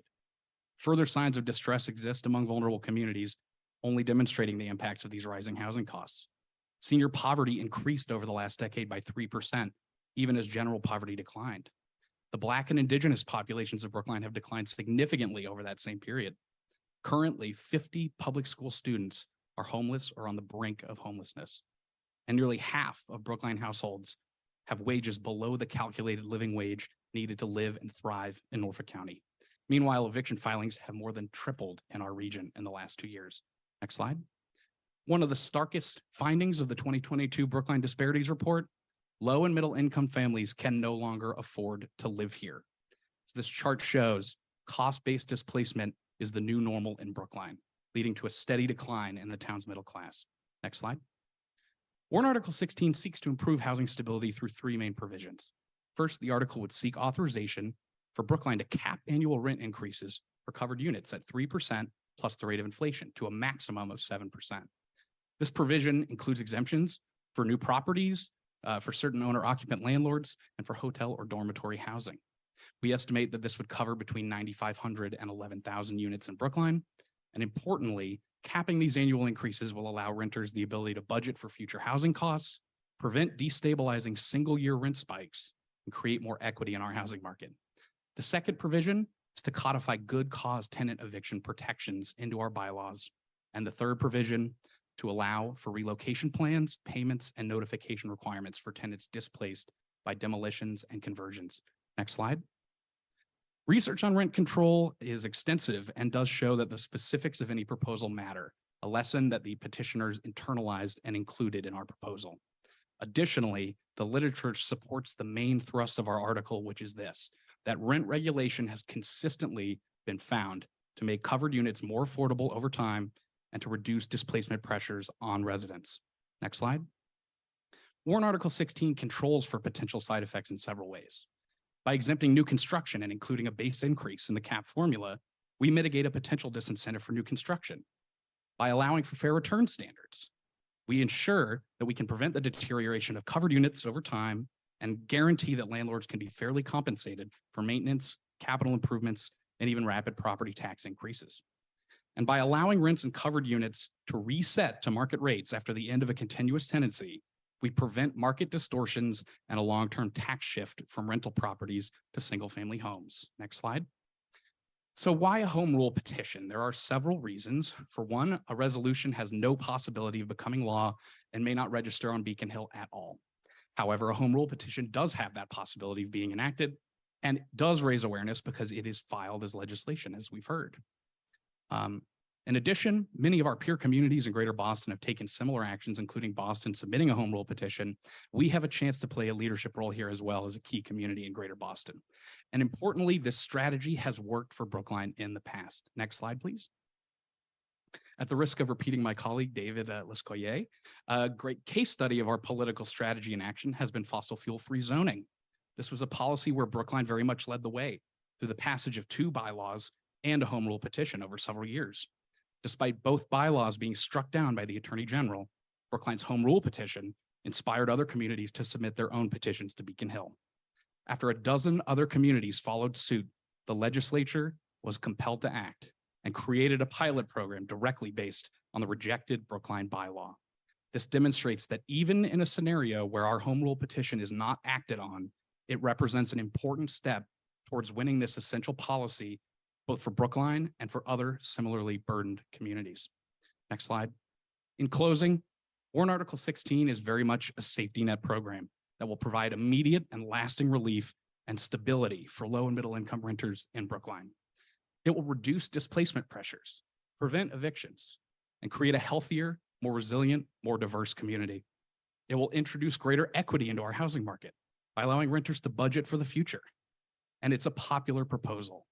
A similar proposal passed by the Boston City Council is supported by 68% of voters statewide.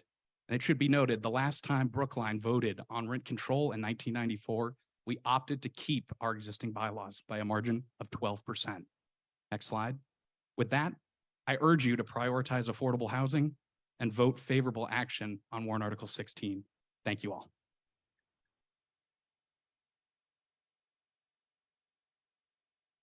Mr. Sandman.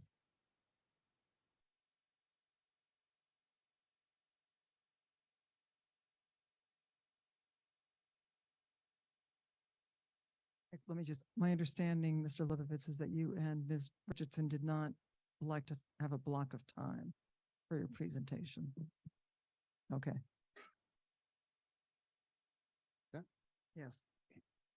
You have 6 minutes. I have a slide. There we go. No presentation at town meeting is right without a PowerPoint slide, but there's only one. Mike Sandman speaking for the select board. And our 4-1 vote recommending no action on Article 16.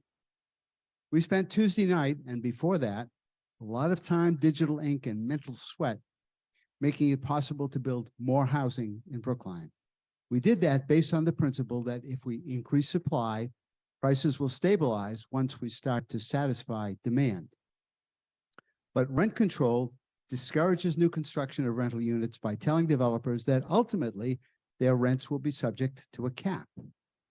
There's a 15-year period before it kicks in, but buildings in town will still be worth less when the original owner wants to sell them, particularly toward the end of that 15-year period. And that discourages new construction in the first place, despite the waiting period.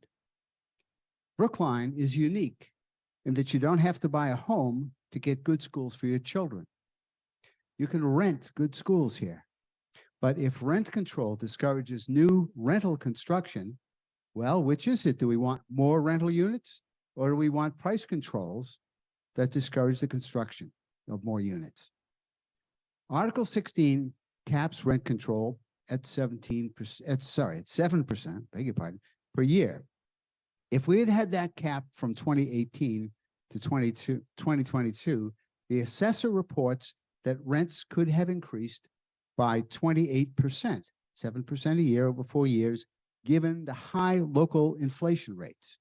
The Board of Assessors says that rents actually increased by 7 years over that period.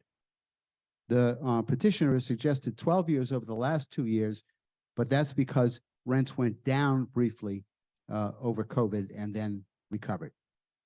With rent control, landlords will have an incentive to go to the max that the market allows. If the landlord raises rents by 2% in a year, they lose that potential additional 5% forever because it's a use it or lose it annual cap. And there are the side effects of Article 16, even if the legislature does nothing. Just the prospect of rent control is likely to cause landlords to hike their rents now rather than wait. Some of them may have actually done so. The Select Board heard from a resident whose rent had been stable, but then it jumped by $800 a month. That's an outrageous increase, really. But if landlords who have not pushed rent to the maximum believe that rent control is imminent, that kind of increase is what some tenants can expect. Similarly, the Home Rule petition includes a provision that would allow the town to regulate the conversion of rental units to condos. Landlords may decide to convert now rather than wait and see whether rent control is actually enacted. That will take rental units off the market, not exactly the best way to reduce upward pressure on market rates. Rent-controlled units do not add to affordable housing. Rent control is not based on need, and need is the key criterion for eligibility for affordable housing. The campaign to gather signatures to put a rent control referendum on the state ballot failed recently, partly, but only partly, because the affordable housing community didn't fully support it. In fact, rent control increases inequity. After the 1994 referendum took away our rent control option, the legislature passed Chapter 282, which provided for a 2-year phase-out period. Brookline added to that phase-out for tenants whose incomes demonstrated need. Only 11% of the tenants who were living in rent-controlled units applied for an extended phase-out. 11%. After 24 years of rent control, up to 89% of tenants lived in rent-controlled apartments without showing any evidence of need. Okay, there were undoubtedly more people who could have qualified but didn't apply. The advisory committee has assumed that only 75% of units were occupied by people whose income was over the affordability limit. But that 11% is the number that actually applied for relief. That 11% is a fact. And some softer data. In the early 1990s, admittedly egged on by rent control opponents, the Tab ran stories every 2 weeks naming the rich and famous people living in rent-controlled Brookline apartments. The series ran for months. Last point, the cost of rent control falls mainly on landlords, but it also falls on people who own the home they live in. Rental property is taxed based on the rent that it generates. As controlled rents drop below market rates over time, there's a tax gap. The taxes we collect are less than what we would collect if the property was rented at a market rate. Over time, that gets to be a big number, and the variance is offset by adding to the taxes of people who own the house or condo they live in. That makes it more expensive for both current and prospective home buyers to live in Brookline. You may hear rent stabilization as it's being proposed is not rent control, but a rose by any other name is still rent control. Based on all of those factors, by a vote of 4-1, the Select Board recommends no action on Article 16. Thank you. Okay, thank you. Please silence all phones. And Ms. Richardson, please come to the podium.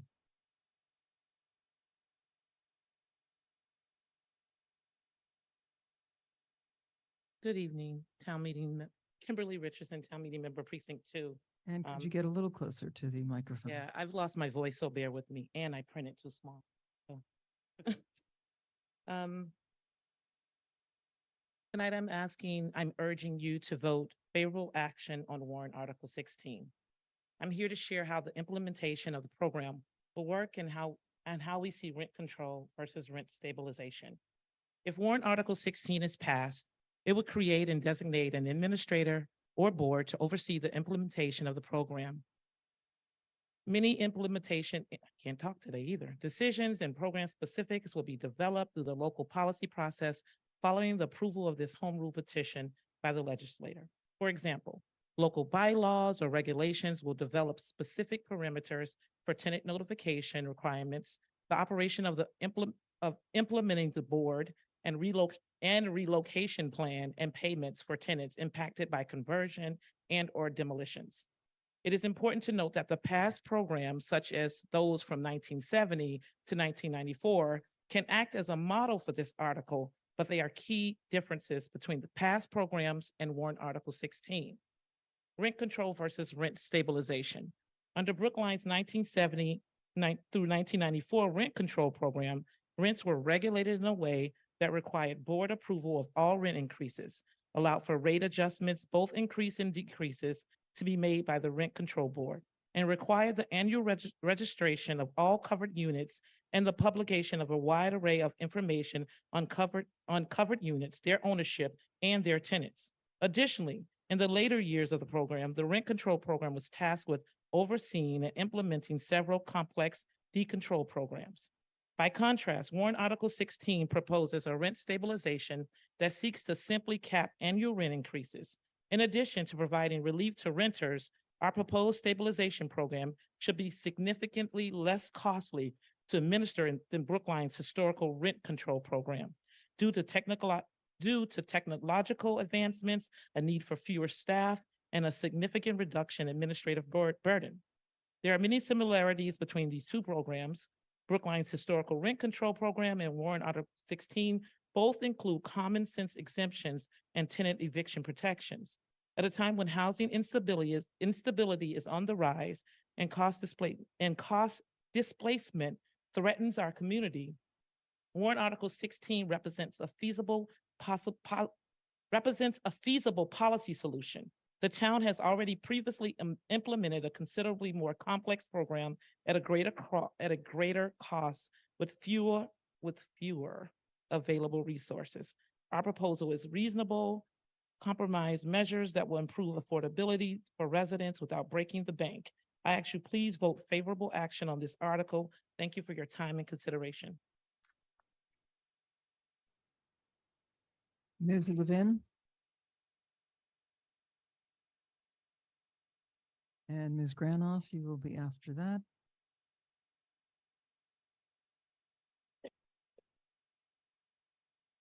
We have my first slide.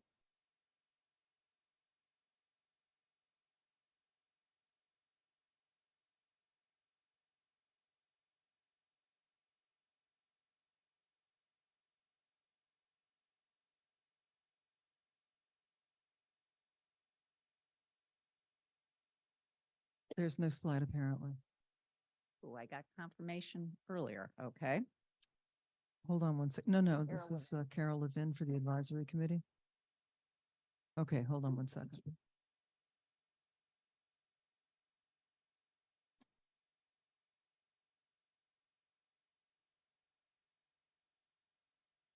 Great, thank you.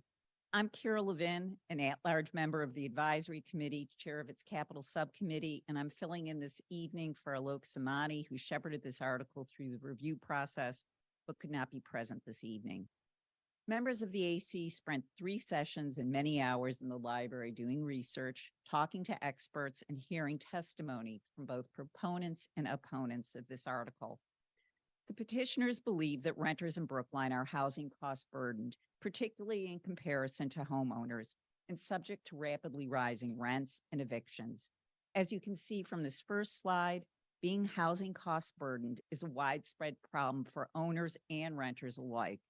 In 2020, 31% of owners with a mortgage, 23% of owners without a mortgage, and 47% of renters were cost burdened. Next slide. Warrant Article 16 proposes limits on annual rent increases tied to inflation, but capped at 7%, and imposes restrictions on evictions, limiting them to just cause as determined by the housing court. It imposes additional costs and restrictions on owners seeking to demolish, renovate, or even reoccupy a unit for their own personal use. Next slide. The AC carefully considered the pros, cons, and unintended consequences of warrant Article 16. We started by exploring two central questions. What are actual rent increases and our actual eviction rates? Dr. Harold Peterson, the former chair of economics at BC, was kind enough to tackle the first question. His analysis indicated that rents in Brookline have increased by 3.5% over the last 4 years. There is anecdotal evidence that some tenants have experienced exorbitant rent increases, but it's not the case on aggregate. There is also anecdotal evidence that some tenants benefit from landlords who value their relationship and tend to moderate rent increases so as to limit turnover. Two of the town's constables who are responsible for serving eviction notices testified that they've served maybe 7 physical eviction notices in 10 years, and that there has not been a recent increase in evictions. A review of published studies on whether rent control leads to the creation of affordable housing, which is one of the petitioner's stated objectives, found little evidence of that being the case. In fact, the opposite may be true due to decreased investment in new housing and decreased tenant turnover. The petitioners attempt to mitigate the impact of new investment by excluding new buildings for 15 years and including a fair return standard for capital investments. Investors indicated that this may not be sufficient to meet the financial requirements of developers, financiers, and the investment funds ultimately buying stable operating properties. Furthermore, warrant Article 16's fair returns are not tied in any way to current and the ever-changing costs of capital.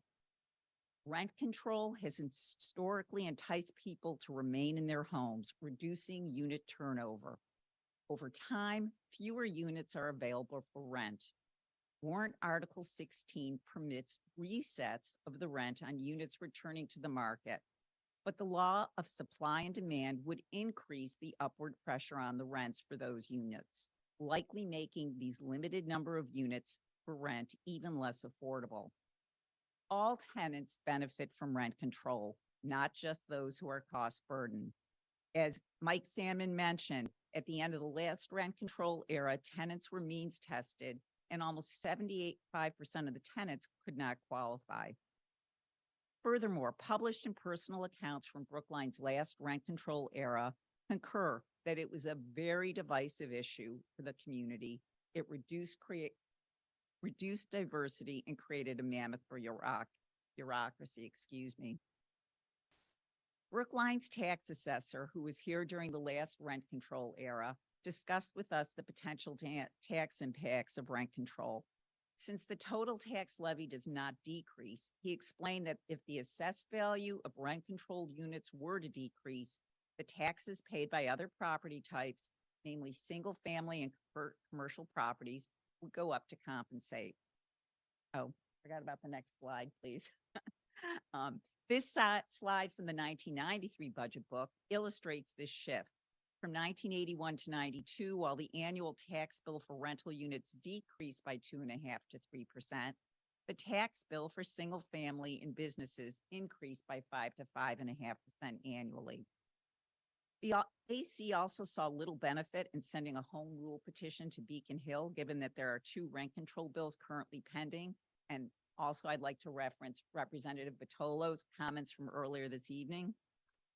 Of concern also is that under warrant Article 16, once a landlord rents to a tenant, the landlord has a continuing obligation to provide housing to that tenant.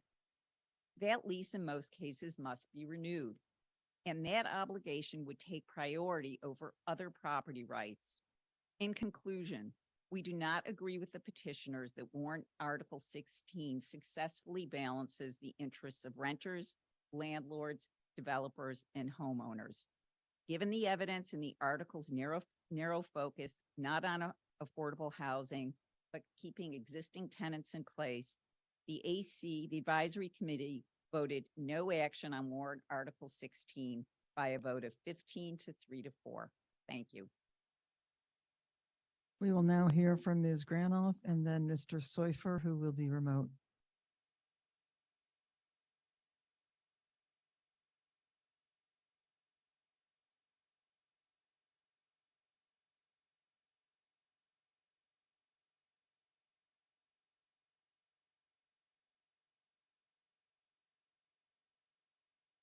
Hello, my name is Susan Granoff, Town Meeting Member Precinct 7, an advisory committee member, but here speaking just for myself. I'm here to tell you about the positive difference that rent control made in my life. I spent the first 28 years of my life living in rent-controlled apartments. First, as a child growing up in a blue-collar family in a tiny one-bedroom apartment on 5th Street and Avenue A of the Lower East Side of Manhattan. And then, as a young married, living in Brookline on Babcock Street in the early 70s. There were a lot of uncertainties in our life when I was growing up. My father, who ran a printing press, was sometimes out of work for months at a time. My mother was sickly and in and out of hospitals. The one constant in our life was our rent-controlled apartment, and that made all the difference. It meant that we didn't have to worry about being forced to move and to relocate. We didn't really own anything, but that apartment felt like it belonged to us. It provided us with a real sense of economic security. Rent control meant that I grew up surrounded by a stable network of relatives, friends, and neighbors, all living in rent control apartments nearby, ready to step in and help whenever my mom was ill. It meant that I wasn't constantly having to change schools, and I could focus all my energy on doing well in school, which ultimately was my ticket to upward mobility. Rent control provided us with more than just economic security. It gave us psychological security, exactly what every family needs. And then, when I finally moved to Brookline with all that upward mobility, I was a young married living on Babcock Street when my husband was an assistant professor at BU and I was just a graduate student. We obviously had no families that we could rely upon for a down payment on a home, but this was my husband's dream. Over time, because we were living in a rent-controlled apartment, we were able to put aside sufficient money to have a down payment on a house. Again, rent control helped change the trajectory of my life. Now, for too long, I believe we've viewed building more and more housing in Brookline as the only possible solution to Brookline's affordability crisis. It's time to broaden our vision and to return to a tried and tested solution. The last time Brookline had a thriving middle class was when we had rent control. It worked then, and it can work now. So I urge you to give consideration to the proposal to establish rent control or rent stabilization again in Brookline. Thank you so much.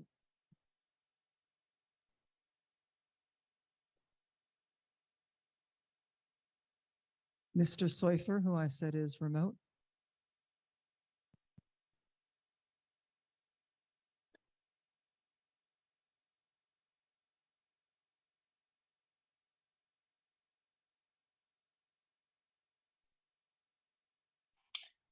Good evening, Madam Moderator. My name is Ariel Seufer, and I'm a town meeting member from Precinct 2.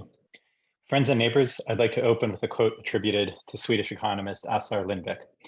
Rent control appears to be the most efficient technique presently known to destroy a city, except for bombing. There is wide consensus among economists across the political spectrum that rent control does not work. Paul Krugman describes rent control as among the best understood issues in economics, with adverse effects that Mr. Krugman cites, including absence of new construction, bitter relations between tenants and landlords, and desperate renters with no place to go. But that's not all.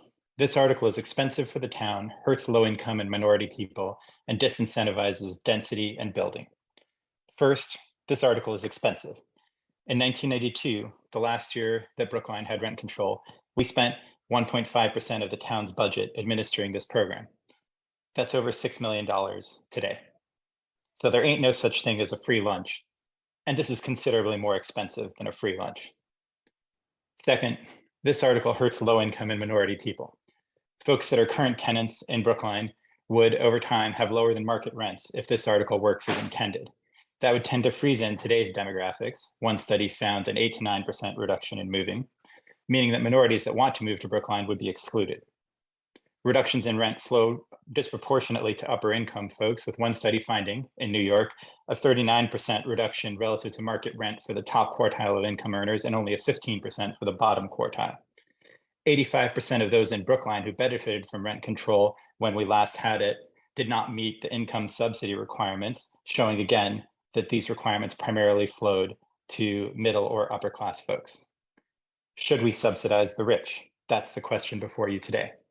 Similar results obtained for racial makeup, where in New York, 36% reduction relative to market rents was obtained for white folks, 16% for Black folks, and 17% for Hispanics. Again, that's a question for you as you consider this today. Should we disproportionately subsidize a white demographic? Third, this article disincentivizes density and building. When St. Paul, Minnesota passed rent control, the director of planning and economic development's phone was ringing off the hook because all of the developers were putting their projects on hold. Earlier this week, we voted to add density. So why would we act at cross purposes with that? When Cambridge, just across the river, removed rent control in 1995, building permits promptly rose by 20% and construction spending doubled. Yogi Berra, adapting Niels Bohr, said that predictions are hard, especially about the future. The good news here is that we have plenty of data to make predictions. This article will be expensive, hurt low-income and minority people, and reduce density. For these reasons, I urge you to vote no action on Article 16. Ms. Ashkenazi.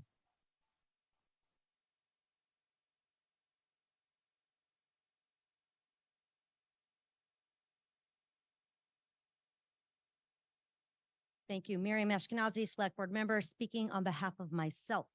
As you have heard, this warrant article is about rent stabilization and tenant eviction protections. We're going to talk a little bit about the tenant eviction protection. I won't revisit the details. What I will do is speak about the burden of eviction and a rental market in crisis. Brookline has some of the highest average rents in all of Greater Boston, with actual average increase 12% in the past 2 years.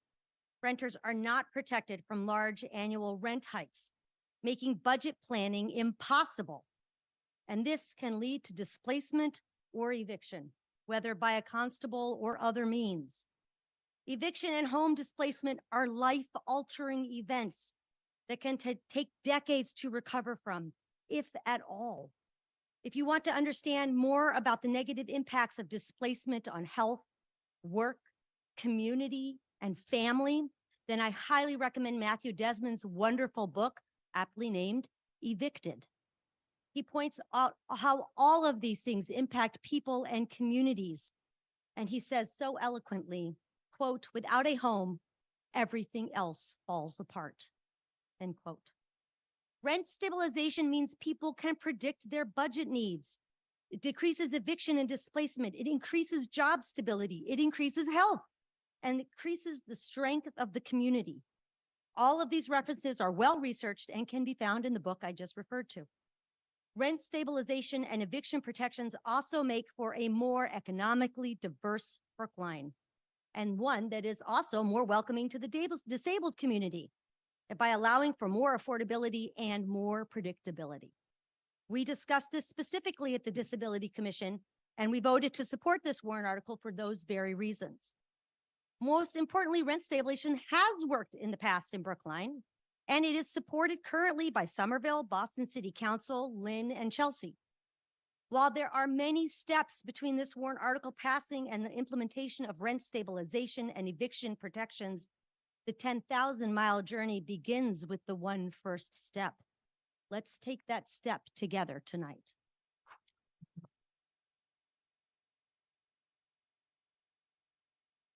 Mr. Friedman, and then I'll go to some of the speaking people at the microphones and online.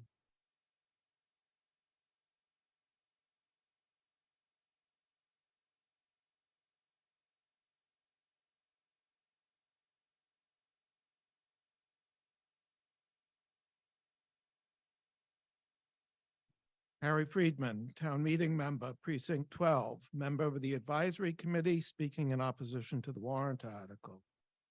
The literature on rent control or rent stabilization goes back and forth on how effective it is at encouraging or discouraging new construction and how much it actually helps tenants as a group.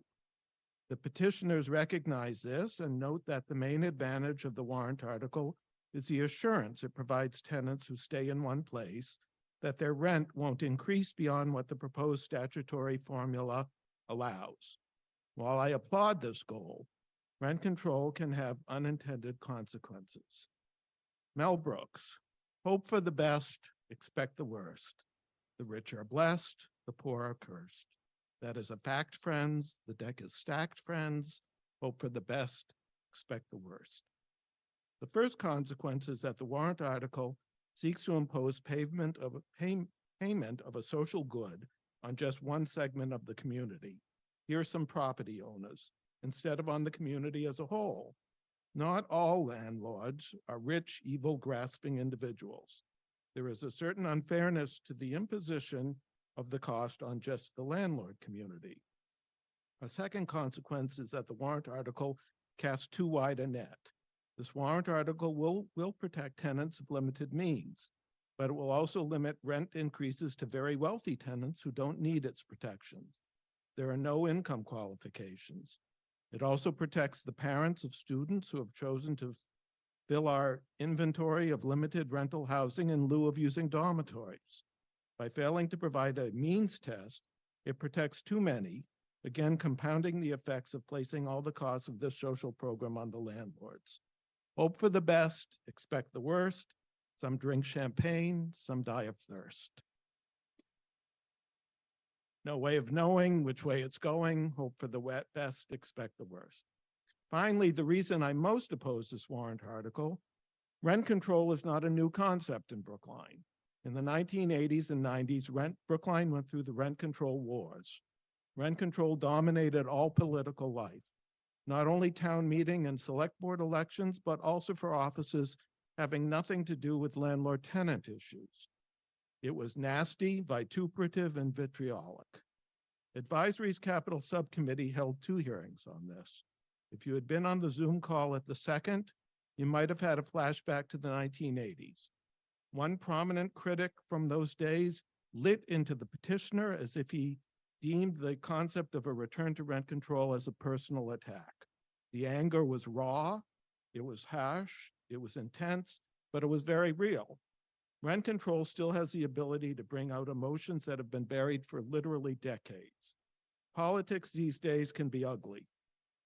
We have in this country elected officials with no interest in governing, social media that encourage people to act at their worst, national leaders involved in acts seeking to block the peaceful transfer of power after an election, not to mention actions taking place elsewhere outside the US that deeply divide many of us here at home. Hope for the best, expect the worst. The world's a stage, we're unrehearsed. Some reach the top, friends, others drop, friends. Hope for the best, expect the worst. I don't want to see the rent control wars make a return visit to Brookline town politics. It's not so much that I fear being on the losing side, because Lord knows as much, not more than anyone in this room, I've spent 20 plus years being on the losing side, and I'm getting pretty used to it. But the debate is usually polite. What I fear is once again tearing us apart with this particular divisive issue. And I would note that in 1994, when this went to state referendum, I voted in favor of retaining rent Hope for the best, expect the worst. You could be Tolstoy, you could be Fanny Hurst. So take your chances. There are no answers. Hope for the best, expect the worst.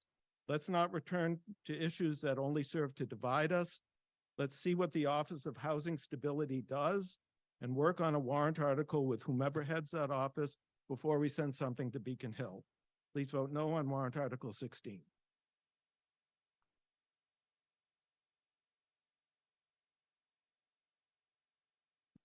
Person waiting patiently at microphone 4. Thank you, Madam Moderator. John Bassett, Precinct 6. Harry Friedman is a tough act to follow. He is sharp. I will be blunt. I urge favorable action on Article 16. I've been here even longer than Harry Friedman. I was through the rent control wars. Yes, they were divisive. They were sometimes bitter. We did get other things done, and the pain was felt most by the people who had to leave Brookline when rent control was stopped by statewide action in 1994. To quote Yogi Berra again, deja vu all over again. I've heard most of these arguments before, but the result was that when rent control ended statewide in 1994, rents in Brookline went up and some people had to leave, particularly elderly. It changed. It had an overall effect on our population. I think this article looks like a reasonable and fair way to put the brakes on rent increases and to protect against undue evictions. I urge favorable action on Article 16. Microphone 3. Thank you, Madam Moderator. My name is Marissa Vogt. I'm a town meeting member in Precinct 6, and I have a question. I apologize for the question. I would have looked it up with using my laptop, but I don't have good Wi-Fi where I was sitting. I sent the town clerk an email about that earlier today. Just something to note. So earlier, some of the speakers mentioned that that this could change the tax burden, shifting it towards property owners. And I'm wondering whether we could mitigate that by changing the amount of the residential exemption. What changed the amount? I didn't hear the last part of your question. If we could mitigate the shift in the tax burden from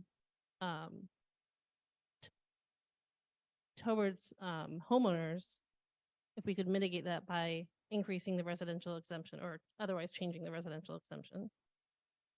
Is the tax assessor here, or is Shute, or who would best address?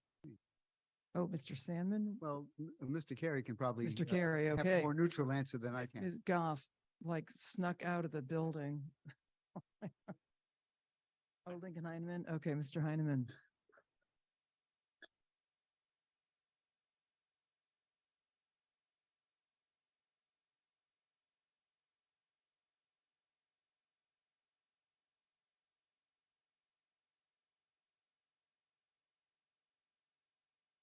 Good evening, Lincoln Heineman, the Director of Finance for the town. So the residential exemption could be increased. As far as what direct impact that may have on the overall scheme, I think it's not entirely clear what that would be, but certainly the residential tax exemption could be increased, and presumably that would have the impact that you're indicating.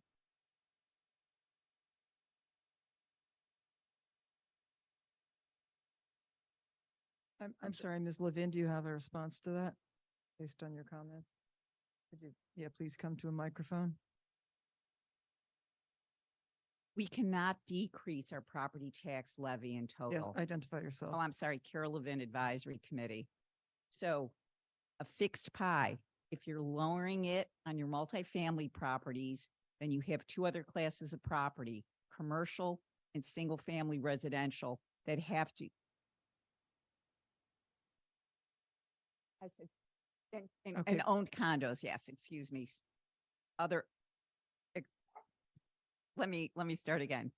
If you, no, I, if you have a fixed pie, which is your property tax levy, and if you decrease the amount of taxes that you're getting from one component of that levy, rental properties, then the remaining sections of the pie have to increase to cover that shortfall.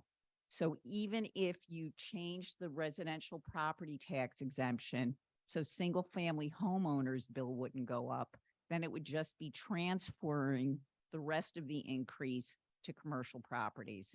You can't shrink the pie overall. You can only change the way it's distributed. I hope that, does Is that make sense? Is that a principle that you agree with, Mr. Heineman? It is, yes. Okay, thank you. Mr. Sandman has a question, and we are going to prioritize questions at this point. Thank you, Madam And Moderator. then Mike I Sandman. believe Mr. Lebovitz has a rebuttal. Okay, so I will Yes. let Well, Mr. do you want to? rebut that point now. Yeah. Yes, that Go would be fine. So as I mentioned briefly in my presentation, what we think is one of the key aspects of this- Please yes. speak That better? slowly and clearly. Yes, slowly and clearly. One of the important provisions in Warrant Article 16, and one of the reasons why we think this is a much more workable proposal than what was previously in place in Brookline, is the inclusion of vacancy Yes, decontrol. and who are you? I'm sorry. I am Alec Lebovitz, Town Meeting Member, Precinct 8. Thank you, Madam Moderator. Apologies for my forgetfulness. What vacancy decontrol means is at the end of a continuous tenancy, the rental rate of that covered unit would be allowed to reset to market rate. What this seeks to do is to prevent a gradual tax shift over time from multifamily rental properties to other types of owned properties, such as single-family homes. This was a phenomenon that was observed per Ms. Levin's presentation and the graph she showed. This did occur under rent control in Brookline previously. This is because the cap on rental increases was much more stringent. There was no provision to allow for the rates to reset to market at any point. This led to a gradual change in the assessed value of rental properties in relation to other types. That is what led to the shift in taxes. So what we are proposing, I think, is a much more feasible and workable model that allows rates to reset at periodic intervals and tries to prevent that slow and gradual over decades tax shift. And we feel that we've included that successfully.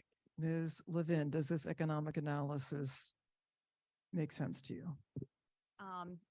Not really. And again, my background's also in real estate finance, so I'm not just speaking as a member of the advisory committee, but as someone who had a career in this field. Again, slowly and clearly. Sorry.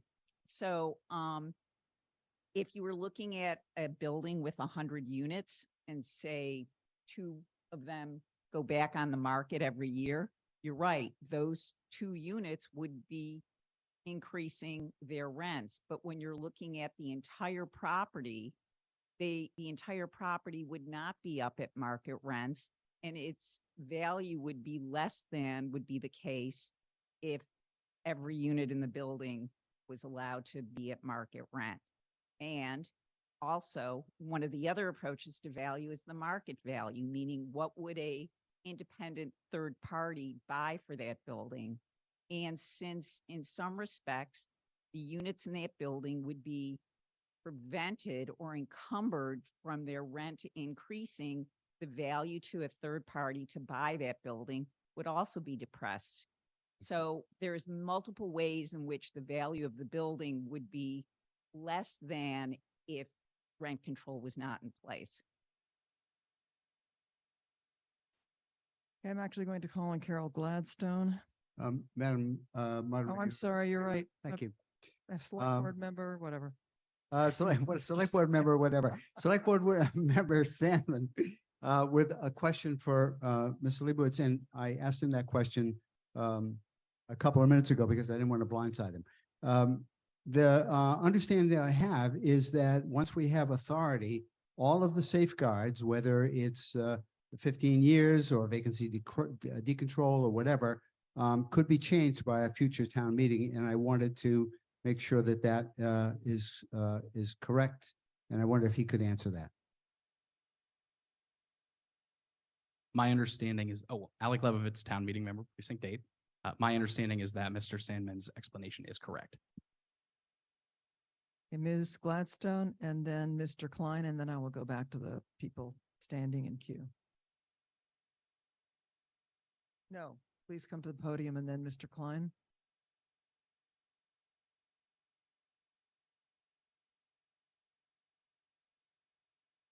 Good evening. Hi, I'm Carol Gladstone. Am I here? I'm okay on the mic. Thank you. I'm also from Precinct 2, and I'm speaking to you tonight from the perspective of a 40-year career in real estate and government, and also Could as you a get a little member, closer to the microphone? I'm as sorry. a member of the MBTA Community Act Multifamily Planning Committee, where I was one of the voices pushing for a compliance plan that would enable meaningful new housing production. As you can tell from the emotion here, I really regret having to stand up and oppose this warrant article, but I'm going to, and this is why. We just spent a year trying to get new housing production in Brookline, and we succeeded. We succeeded stunningly. I am concerned that bringing this forward again it will absolutely impede new development. I don't think there's any question about that. There's no need to move this now. I think if we can let the Office of Housing Stability do its thing and we can see what happens on Beacon Hill, I would encourage everyone to let this wait, see how we do on housing development, and hopefully live to see a lot more housing in Brookline. Thank you. Mr. Klein.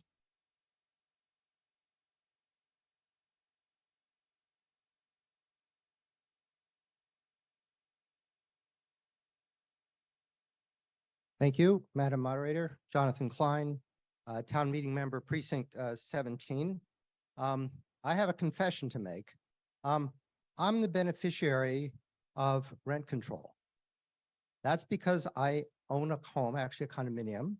I have a fixed rate mortgage, which I got 15 years ago. It hasn't gone up since then. My taxes have gone up a little bit. My electricity has gone up a little bit.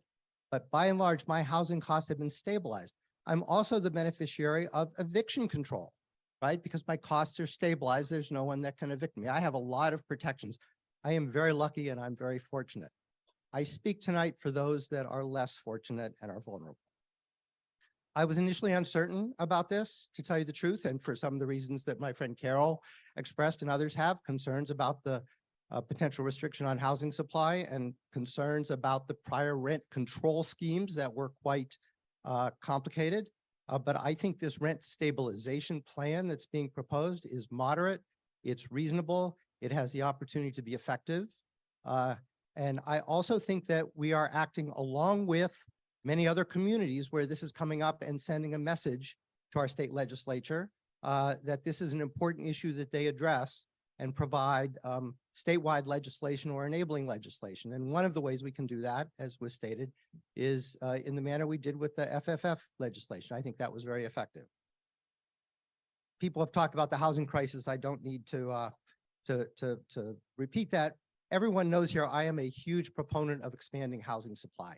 I was very active on the MBTA Communities Act and the warrant article on Tuesday night. And I think that is the most important thing we can do to create housing stability. But I think that reasonable rent stabilization is a secondary way that we can help protect the most vulnerable. And believe me, people are vulnerable. Some people in the last 3 years have gotten rent increases of 10% and 20% and more. And that is absolutely devastating for people for whom housing is already, 30% or 40% or 50% of their household expenses. So I've concluded that this is really a reasonable proposal. It makes a lot of sense. I have also been a real estate professional for 40 years. And with the protections that are built in here, I personally don't believe that this will have a significant downward effect on reasonable owners and developers from deciding that Brookline is a really good place for them to develop and invest. So I agree with my friend, Mr. Lescovier, that it is our job to think about the most vulnerable, to protect them when and how we can. I think this will have really limited negative ramifications and really potential long-term positive effects for people who are suffering the most. So I urge you to vote favorably on this warrant article, and I thank you for your time. Okay, I am going to call on a very patient Mr. Levy who has been waiting a long time. I would then like to prioritize questions, although I know people have been waiting patiently in the queues. Mr. Levy.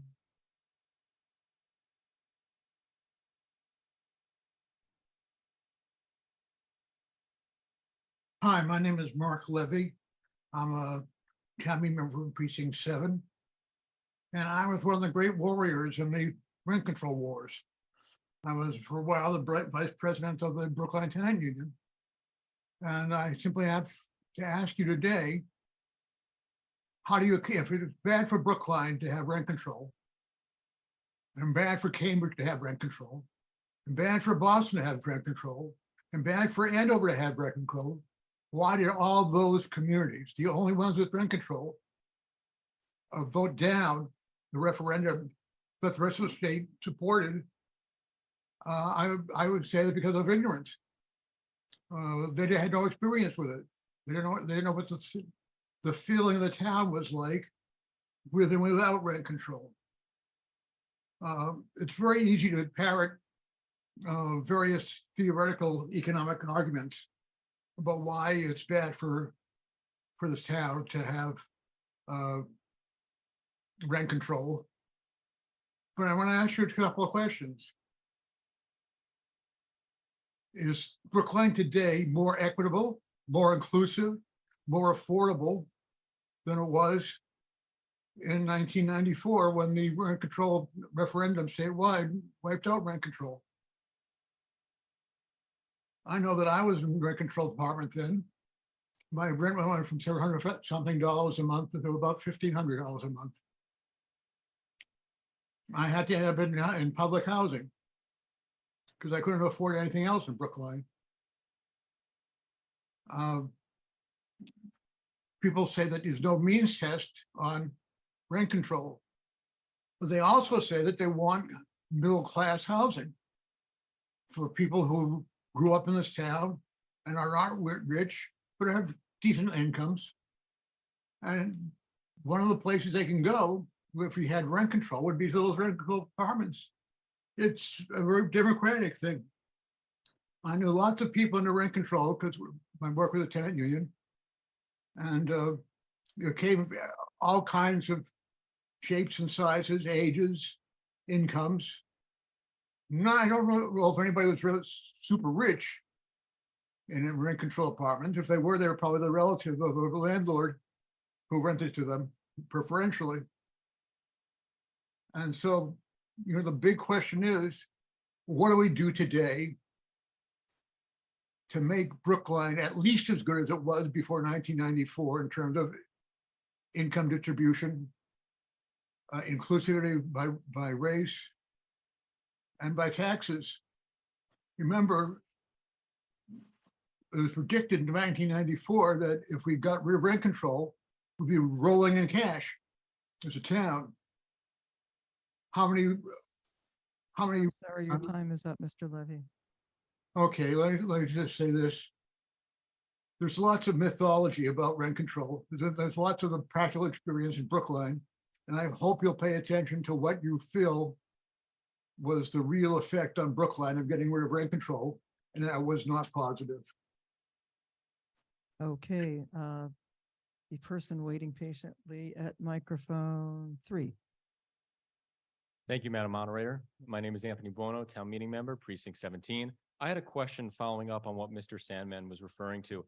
It was under my impression that if we passed this home rule petition now, we would then have to come back again and then vote on a bylaw to specify the specifics of the rent control implementation plan. I have issues with the 3% CPI cap. I have issues that the 7% cap doesn't take into account the fluidity of the cost of capital. So I would not be in favor of the current proposal of the 7% cap. But if we pass this home rule petition and it comes back to us, do we then have to create the formula, or are we voting on the 7% cap right now? Mr. Sandman, can you please respond? Could you please respond? Mike Sandman, Select Board. Yes, we would have to vote on a zoning bylaw that implemented the permission that we were getting from the legislature. And of course, that zoning bylaw could be changed by the next town meeting. So just to clarify, even if I don't agree with the specifics of the specific rent control calculation, but I agree with the philosophy generally, I should vote yes on this. I would never suggest that you vote yes on this. I know, it's not that wasn't my question though. Okay.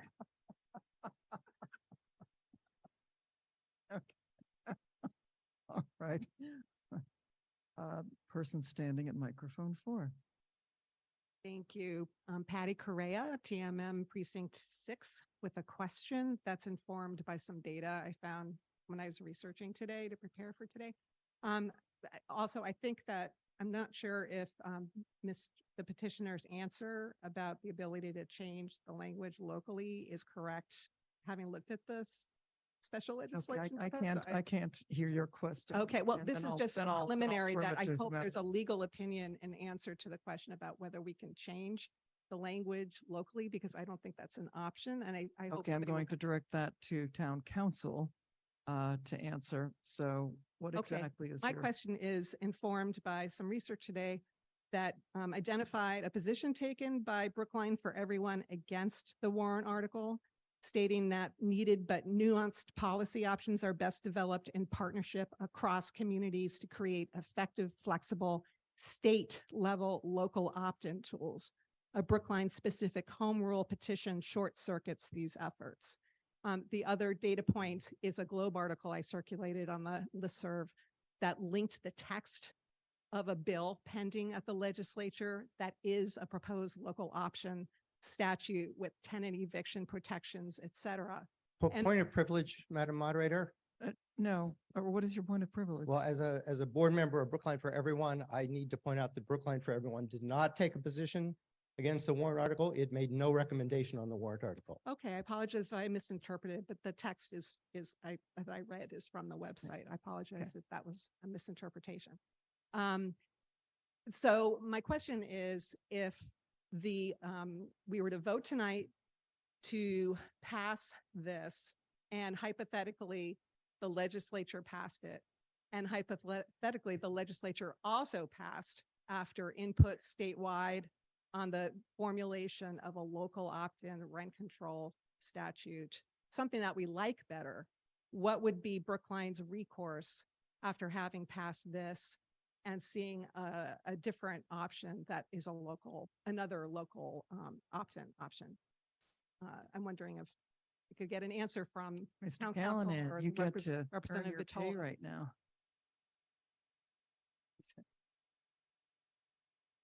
Good evening, Joe Callahan, Town Council. I'm actually able to answer the one with the multiple hypotheticals easier than the first one. So can I come back and answer the second one in a couple minutes? But understanding your question that if this was the home rule petition and the local option petition before the legislature passed in the same session, I think it would be very likely that legislative staff and the legislature would reconcile the two because they're being handled by the same committees, they're being handled by the same staff. We would also be monitoring them to understand that the local option one is advancing along with our home rule petition being advancing. This warrant article before you asks for a home rule petition, but doesn't limit the legislature's ability to amend it.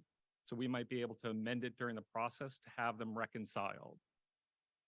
The one about the first question about, can you remind me of the first question?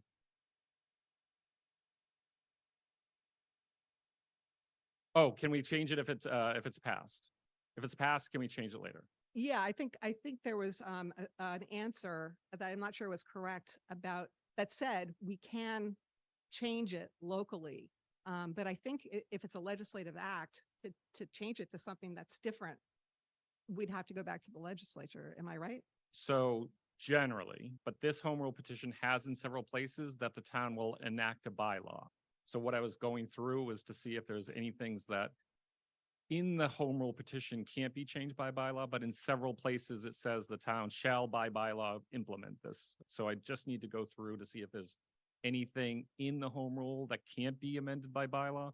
So if I could have a couple more minutes to answer that question. Thank you.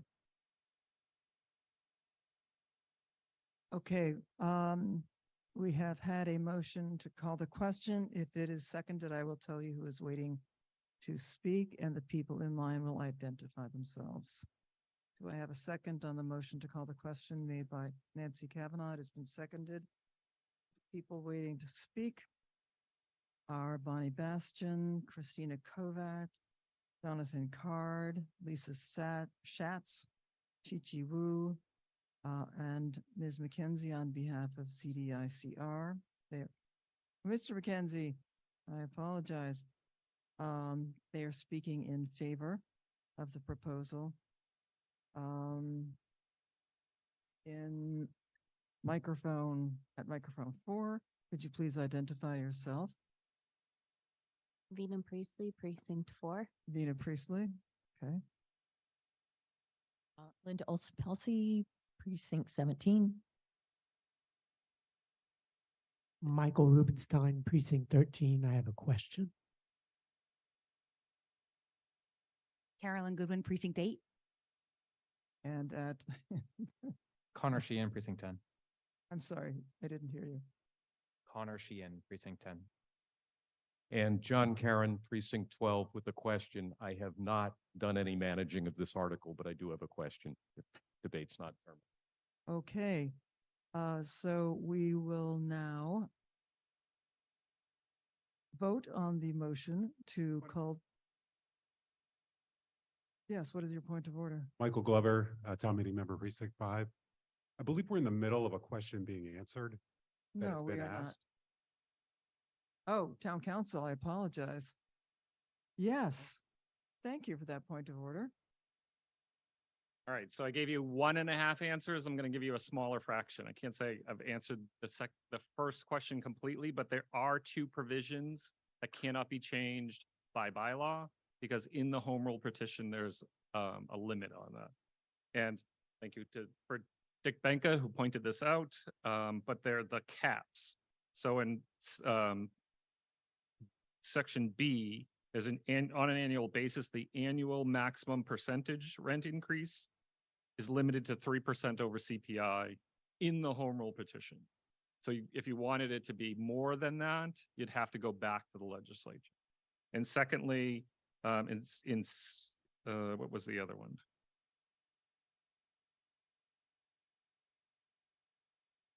So then in section C, the owner shall not over a 12-month period increase the gross rental rate for more than a percentage allowed in Part B.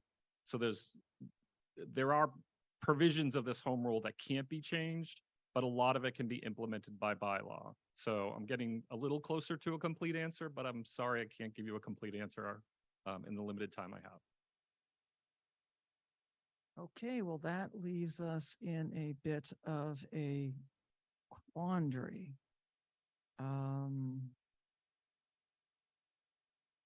But we've already had a motion to call the question and allowed that. So you will decide based on the fact that we are still awaiting a complete answer to the question of the extent to which the town would or would not be able to change the exact provisions that are in the proposed home rule legislation. We have a mostly complete answer, but there are still a couple of issues outstanding. So you have to decide whether or not you feel comfortable voting on the question with that information outstanding, or whether you want to wait for the answer to that question and get additional information before you vote on whether or not to seek a home rule petition. If you have any questions on that, I will wait to give the people online time to indicate whether they are confused on this issue. And now we will drop the vote on whether or not to call the question. A 2/3 majority is required. You will have 45 seconds.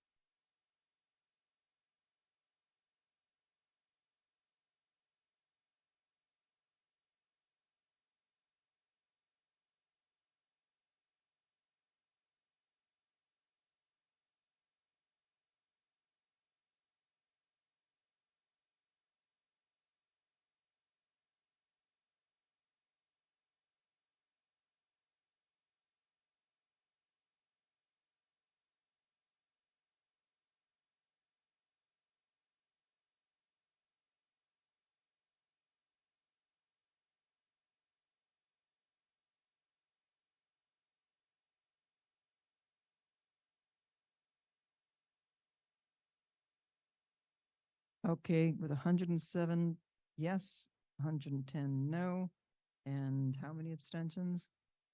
13 abstentions. The motion to call the question fails, and we will continue to discuss this article, and Mr. Callanan will continue his research. So, I don't know if everybody assumed their proper positions. You can duke it out in line. And I'm pretty confident that is Ms. Priestley waiting at microphone number 4. Hi, Vina Priestley, Precinct 4. I have a couple of questions just for clarification. What if a homeowner does not increase annually their rent and then wants to increase it at one time more than that 3% or 7%? Are they able to do that if they do not annually increase it? Mr. Lebovitz, yes. Alec Lebovitz, town meeting member, precinct 8. So this is an annual cap. So if there's no ability to track increases over multiple years. And I think a big reason for that is one of the main goals is to prevent these destabilizing large single year rent spikes. So no. Okay. Wait, so I didn't even understand that answer. So you said no. Yeah, so they would not be able to bank multiple years of the cap to then increase it over that cap in one given year. Okay, so just so I understand it, they could increase it next 1 year, but then they could still decide not to increase it the next year. Correct. That's correct. Okay. Another question I have is what if another pandemic happens and rent then plummets, which happened? 1-bedrooms were being rented at $1,500, which is not a norm. What happens in those situations? Alec Lebovitz, town meeting member, precinct 8. So that's a great question. And again, one of the reasons why we think vacancy decontrol is such an important part of this is that will allow for a mechanism for stabilization back to market if something like that does happen. Although knock on wood, let's hope that doesn't happen for some time. Yeah. Thank you. Okay. My next question is what if a homeowner just decides, hey, you know what, this was not working. They disrespected my property. I'm not renewing. And then they jump the cap. They then post it for the rate. How is that dictated, like what the rate is? So like, let's say a property was for $3,000 a month and they say, you know, I'm not renewing your lease. We're all set. And then they try to represent it as $3,500 a month. Yeah, that's a great question. And that's why we think the pairing of the stabilization cap with good cause eviction protections is really important. What good cause tenant eviction protections will do is allow essentially a right of first refusal for tenants who obey the law and the provisions of their lease agreement. So they would have the opportunity to renew that lease and not be pushed out through essentially cost displacement, which is what you're describing. And unfortunately, the reality that happens all too often currently. What we're creating, I think, is a legal infrastructure where we're going to, instead of having that really unfortunate situation play out, have both parties work together much more collaboratively. And again, not punishing tenants that abide by state law, that abide by their lease agreements, that pay on their rent on time, that keep the unit in good repair. We feel it's important to prioritize the stability of those tenants. Thanks. One last question. So what if a person then, Excuse me, Sorry. Madam Moderator, a point of order. Yes. This is to me, and maybe I'll just explain it away and perhaps I Excuse me, missed who are you? something, but normally. Who are you? I'm Amy Hummel, town meeting member from precinct 12. My understanding was that questions were always directed to the moderator, regardless of who the moderator was, and that the moderator then decided who would answer from the, not as an advocacy member, but someone who could give the legal or the town answer about the legislation or content in the warrant article before us. And that's not what I see happening this evening. No, I agree with that, but frankly, Ms. Priestley's questions are clearly, in my view, in my view, the tenor for questions are clearly answerable by Mr. Lebovitz. If I thought differently, I would direct them differently. However, you have asked several questions and I think it's time to give somebody else a chance. Person at microphone number 3, who I believe is Colin Sheehan, but I'm Hi, not gonna make my any- name's Connor Sheehan from precinct 10. I've been watching this through the course of the night. I came in a little bit undecided. It's been really awesome hearing so many points, and it doesn't seem like it's a terribly easy issue. I wanted to contextualize a bit about where everyone's coming from, and I know the select board I respect so much that is recommending against this.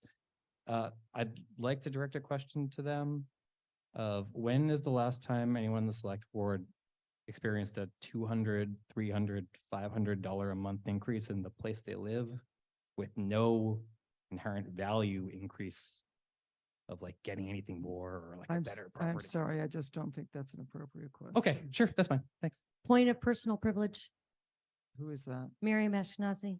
Yes. This select board member did not vote with the rest of the select board members. Thank you. That is not a responsive, no, it is not.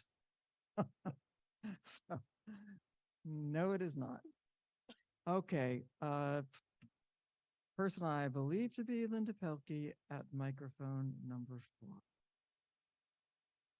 You have, Okay, yeah. Hi, Linda Olson Pelkey, town meeting member, precinct 17. I want to ask a few questions and make some inquiries around the issue of condominiums because I am a condominium trustee in a 50-unit building. And I think we're going to see some very strange and perverse effects from this proposed legislation in that world. First off, I'd like to pick up on what Harry Friedman said, that all landlords are not greedy, rich, grabbing property owners living off of the fat of the land.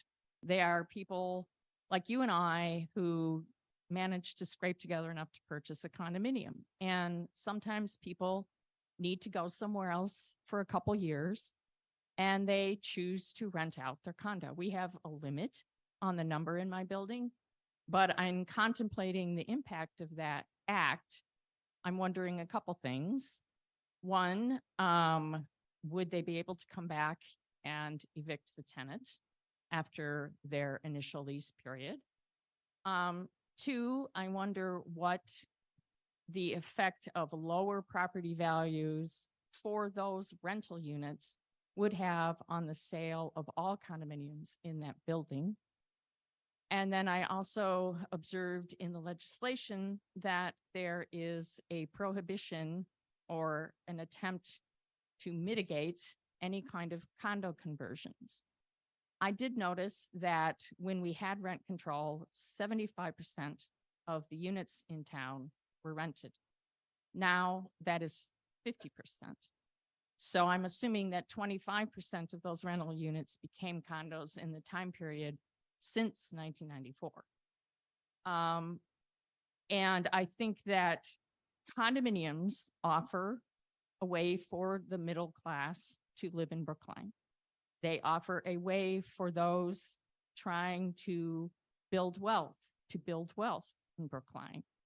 And I worry very much that the conversion prohibition is going to limit that availability of lesser cost purchasable property. So I guess I just would like us to think about other people trying to live their life in Brookline and what this might do for them, i.e. the poor condo owner who wants to go on sabbatical for 2 years, what's going to happen to them? Ms. Pelkey, unless we have an economist in the audience who can answer your questions, I do not believe that it is appropriate for the petitioner to answer those questions. There's no restrictions on them coming back and reoccupying their unit? Well, that, if you can answer, that would be fine. The other predictions, I do not believe are suitable to a non-economist in this area. Thank you, Or Madam. Unless Mr. Heineman or somebody in the assessor's office feels comfortable addressing them. Thank you, Madam Moderator. Alec Lebovitz, Town Meeting Member, Precinct 8. I will not make any economic projections, but happy to respond to Ms. Pelkey's other questions. So the first, I did want to offer one point of clarification, which is that there is no ban on condo conversion in this warrant article. There is a provision that seeks authorization from the legislature for Brookline to develop bylaws and regulations governing the conversion of condos. So this would be one of those provisions that should the home rule petition be enacted by the legislature would come back to us and be subject to the local policymaking process, either through bylaw or regulation. So I wanted to clarify that. To the point of owners reclaiming condo units that they own, there is another provision in Warrant Article 16 that makes it clear that the good cause tenant eviction protections do not apply to instances where the owner of a unit, a controlled unit, seeks in good faith to recover that unit for the use of their own residence or the residence of a close family member. So that would not be an issue were this to be enacted. Thank you. So the condo conversion regulations that you've kind of sketched out do call on relocation assistance and all kinds of other things. And my point around that is I think it's going to discourage condominium owners to becoming landlords, just period. And that will then affect the reduction in the number of rental units. So it kind of has these perverse impacts that I think we really need to consider here. And if I may briefly, those that would also be subject to the local policymaking process. Any regulations or bylaws governing the imposition of relocation plans, relocation payments, or notification requirements. Again, these would all be issues that would either come before this body in the form of a proposed bylaw or would be proposed by the implementing town body as a regulation. So I have high confidence in our system here in Brookline that we would be able to collaboratively develop those governing bylaws and regulations to avoid these negative incentives. Thank you. Well, we can hope. All right, Joanne Leotode has a question online. Jan Leotode, Liautaud.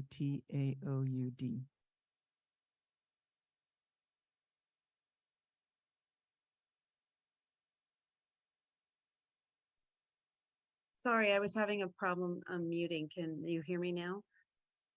Yes. Thank you. Thank you for your time.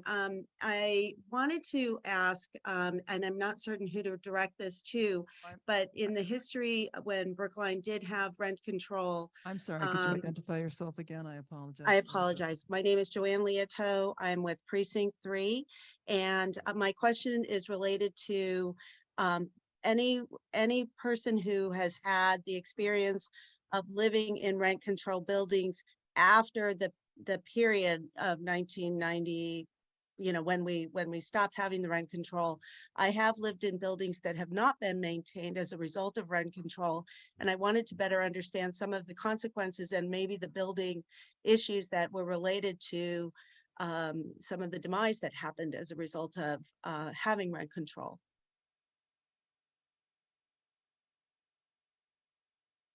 I don't think you personally lived, so no. There is someone on our speakers list, Madam Moderator, who is here to speak to exactly that experience. Okay, who is that? Christina Kovac. Who? Christina Kovac, former Oh, town okay. meeting member and Precinct 8 resident. Yes, Christine Kovac. Could you please come to the microphone? Thank you.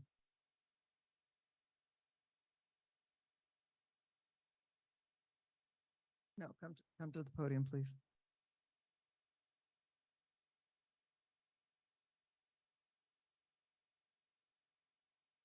Madam Moderator, this is just my 3-minute remark. Just respond to the question, please. Can you be more specific about the question? Were you asking about a real life testimony to what it's like to have once lived in a rent control apartment and then what happens when it abruptly stops in the mid-90s? Was that the Yes. question? Yes. Sure. Hi, my name's Christina Kovac. I'm a lifelong Brookline resident. You heard Ms. Granoff earlier speak about Brookline in the 70s. I grew up in Brookline in the 90s. I grew up in a rent-controlled apartment in Brookline Hills, in a project apartment on Egmont Street in Brookline, and in 8 different market rate apartments in Brookline. When my mother was pregnant with her first child, my brilliant father said to her, "Eva, you have 2 choices, Newton or Brookline." So my mother raised us in a 3-bedroom rent-controlled apartment with hardwood floors and functioning doors and a stove that worked and windows that went up and down until the mid-90s when rent control abruptly ended and she found herself contemplating homelessness and devising a plan to keep us warm. Could we all sleep in our van? At the 11th hour, we were fortunate to land in a project apartment on Egmont Street, and we were able to stay in our community, although it meant switching schools. I'm not going to get into the conditions of public housing, but I am going to talk about my journey as a parent contending with housing instability in Brookline. No, you are just to answer the question of how the I don't think I'm qualified or that it's appropriate to call on a person speaking in support of the warrant article to provide a personal testimony about the conditions of rent-controlled apartment. Excuse me, No, I'm not going we to were sit down. just Thank you for the suggestion. Excuse me. You were called on to respond to the question of how the end of rent control affected you, and I think you described that very well. I mean, I Thank you. wasn't finished. Excuse me. And if we get to you in the line of speaking, we will come back to you. Thank you very much. All right. We will now move on to the person at microphone 3. Thank you, Madam Moderator. John Karen, Town Meeting Member from Precinct 12. I just have a question about the provision, one of the provisions for eviction restriction, which is not the term of art, but I don't have the combined reports in front of me. But my question was simply this. If evictions are prohibited while there is a tenant, if good cause needs to be shown for the eviction, what happens in the following situation? I apologize if it was in the write-up and I missed it and my eyes glazed over, and just kind of to clarify what it provides. If someone rents out a unit and then decides later for whatever reason that they no longer wish to be a landlord, they just like to sell the property. As I read this, they cannot do, normally without this, you'd have to wait till the end of the lease term and then you could put the property on the market, or if you sold it, it would be subject to the lease. What happens now is the desire to no longer be a landlord after the lease terminates, after, the lease term expires. Is that considered good cause to terminate it? Or once you've decided to be a landlord, if your tenant wants to stay, are you just stuck being a landlord and you can't sell the property? I just wanted to know which way how that works out in the bylaw. Mr. Lebovitz. Alec Lebovitz, Town Meeting Member, Precinct 8. Thank you for your question, Mr. Karen. There is no provision prohibiting the sale of any rental property should that owner no longer wish to be a landlord or own that rental property. This is why we included provisions for relocation plans and payments, as well as notification requirements to try and, again, provide some element of stability in the event where that might occur. Thank you for the clarification. I'm sorry I sort of missed that when I read it. Okay, I believe Town Council has more information for us. Thank you, Madam Moderator. Joe Callahan, Town Council. So I understand the question is, if this home rule were to pass town meeting and go to the legislature and then be passed, what could the town do to change its provisions through bylaw, or would you have to go back to the legislature?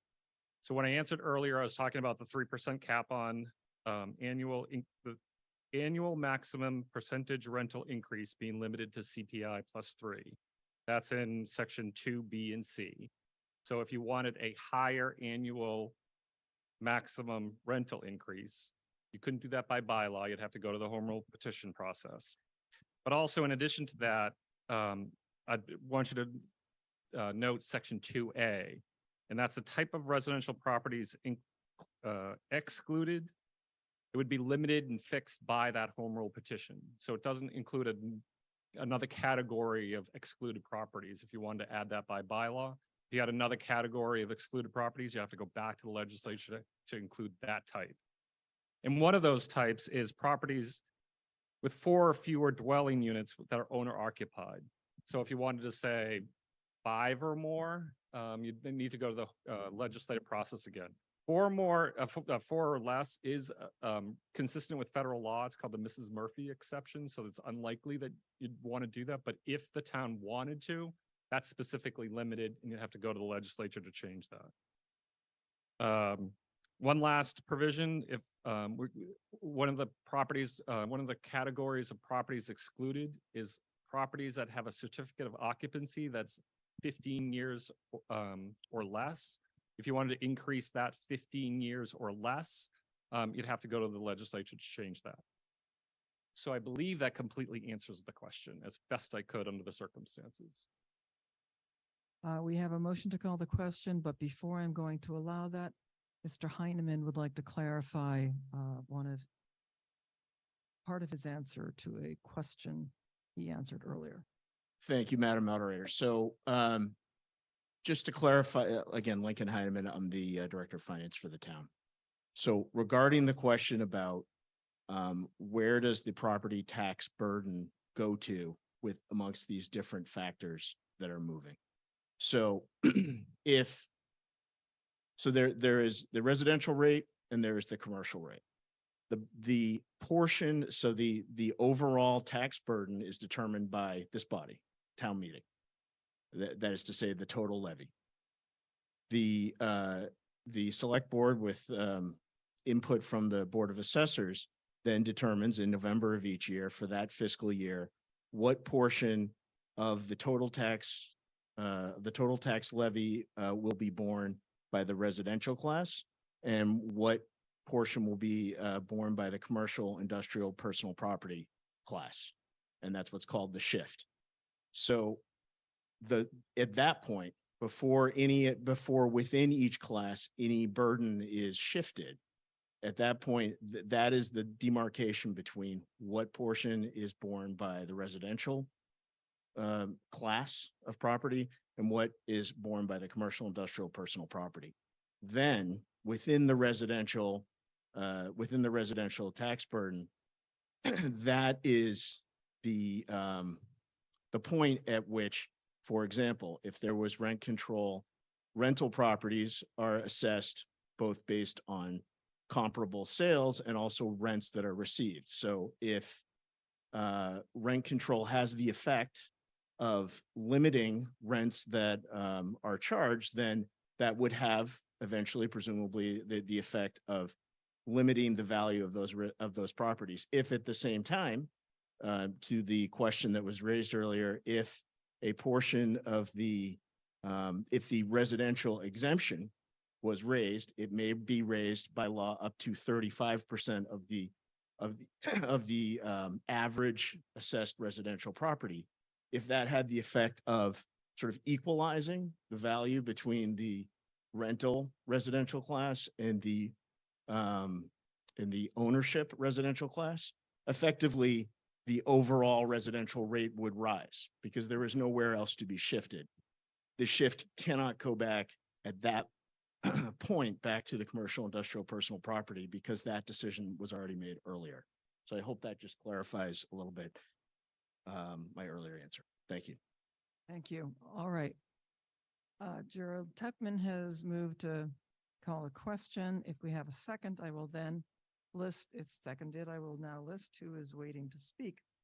We have Bonnie Bastian, Christina Kovac, Jonathan Card, Lisa Schatz, Chi-Chi Wu, Mr. McKenzie,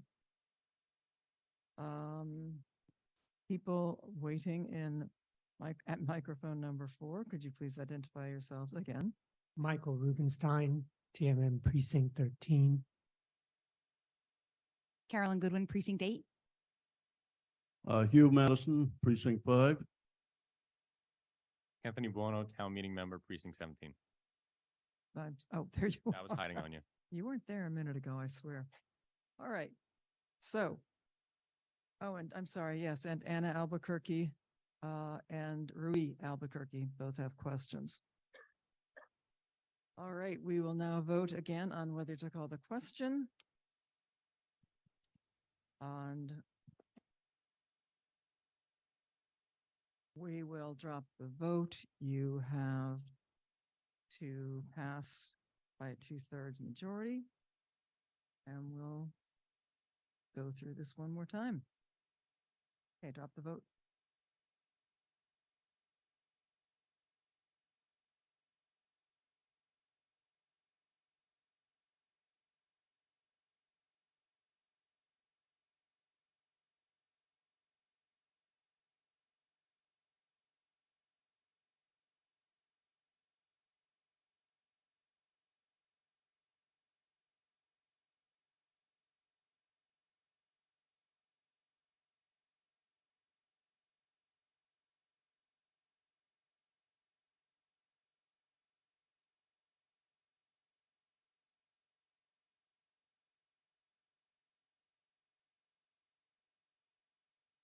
And the voting number is 170 yes, 52 no, 10 abstentions. The question has been called. We will move on to the main vote. So at this time, we are voting on whether or not to ask the select board to petition the general court for a special act authorizing a home rule petition to implement rent control and tenant eviction protection policies for the town of Brookline. A vote for yes means that the home rule petition will be filed. The select board will be authorized to ask for one. A no vote will mean that the select board will not seek one. I assume that is clear, and we will now drop the vote. A majority vote is required.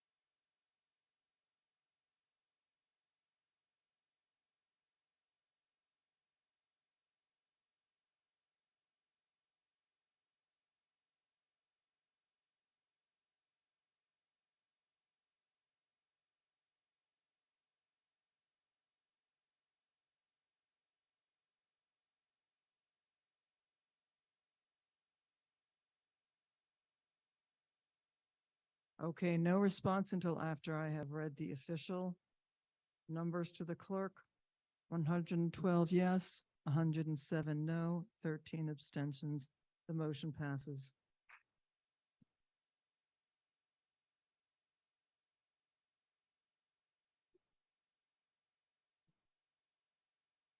Okay, we now move on to a resolution on Article 17 to avoid the purchase of products containing fluorinated hydrocarbons, also known as forever chemicals. And the next person who has a phone ring will be forever kicked out of town meeting. No, I am joking. Not really. And thank you all for participating in such a cordial debate. And we will say goodbye to Assistant Moderator Sandy Gadsby for the rest of this town meeting and thank him for his assistance.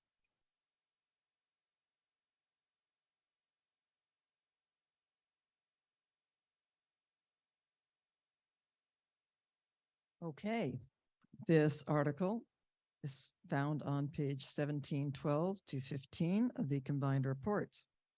It is moved by Elisa Jonas and seconded by Mr. Sandman. And there's a little chitter chatter going on. That's select board table. Why not?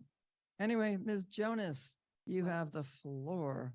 Actually, it's Neil Gordon Wait, is moving. okay, you have been misinforming whatever. us. But You are, I'm speaking as chair of the moderator. you're up there, you're going first. Okay. So I'm Elisa Jonas, town meeting member from precinct 16. Could you get a little closer to the microphone, please? Sorry. Is this better? Yes. I'm Elisa Jonas, town meeting member from precinct 16, member of the advisory committee, speaking today as chair of the moderators committee on PFAS. We provided information about what are PFAS in the articles, whereas clauses, and in the report, but in brief, PFAS are synthetic chemicals. They don't exist in nature, that have fluorine atoms bonded with carbon atoms. Because these bonds are strong, they serve many purposes and so are ubiquitous in the products we use, even our floss and baby's toys. People are exposed to them through direct contact, through particles in the air we breathe, the food we eat, and the water we drink. Because of their strong bonds. Could you they- get a little closer to the microphone again? Okay, yep. Because of their strong bonds, they remain in our body and in the environment long after they have played their useful roles. And scientific studies are uncovering increasing numbers of harms caused by their persistence in our bodies. The jury is still out on some of these, but there's strong evidence that they cause kidney and testicular cancers, lower birth weight, raised cholesterol levels and liver enzymes, reduced immune responses, and hormonal irregularities. To reduce exposure by the public, warrant Article 22 of the spring 2022 town meeting would have banned the sale of products containing PFAS in certain broad categories of products. However, there was concern about the ability to actually implement the bylaw. Product labels often don't state whether a product contains PFAS, and even if manufacturers are contacted, they do not always provide accurate information, either through a lack of knowledge about which chemicals are PFAS, and at times by providing misleading information. They might state that their products do not contain PFAS, but what they mean by PFAS are PFOA and PFOS. These two types have largely been phased out of manufacturing, but are often equated with PFAS to the exclusion of other PFAS chemicals. What? No, well, we will give you a little slack because I failed to communicate to Mr. Karen that you have more time and he has really no purpose here except. Wait. Wait, so how many minutes? No, How many minutes? just keep speaking. Just keep speaking. Okay. Just saying the word hydrocarbon fluorinated, you get more time because of that. Wait, where are we? We like to make Mr. Karen feel useful.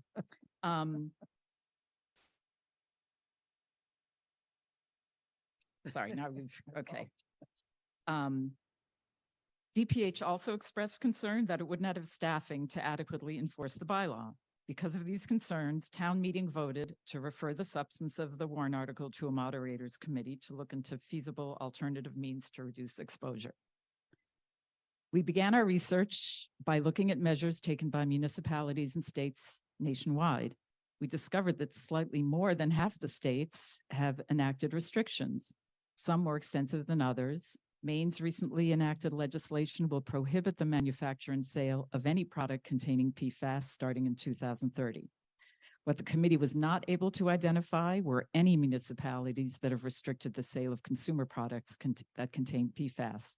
And we found that while there are product lists that identify PFAS-free and PFAS-containing products, they are, as of now, far from user-friendly, and so, at least at this time, difficult to use to implement restrictions across categories of consumer products at the municipal level. We also met with town departments to learn of their familiarity with PFAS and found varying degrees of knowledge.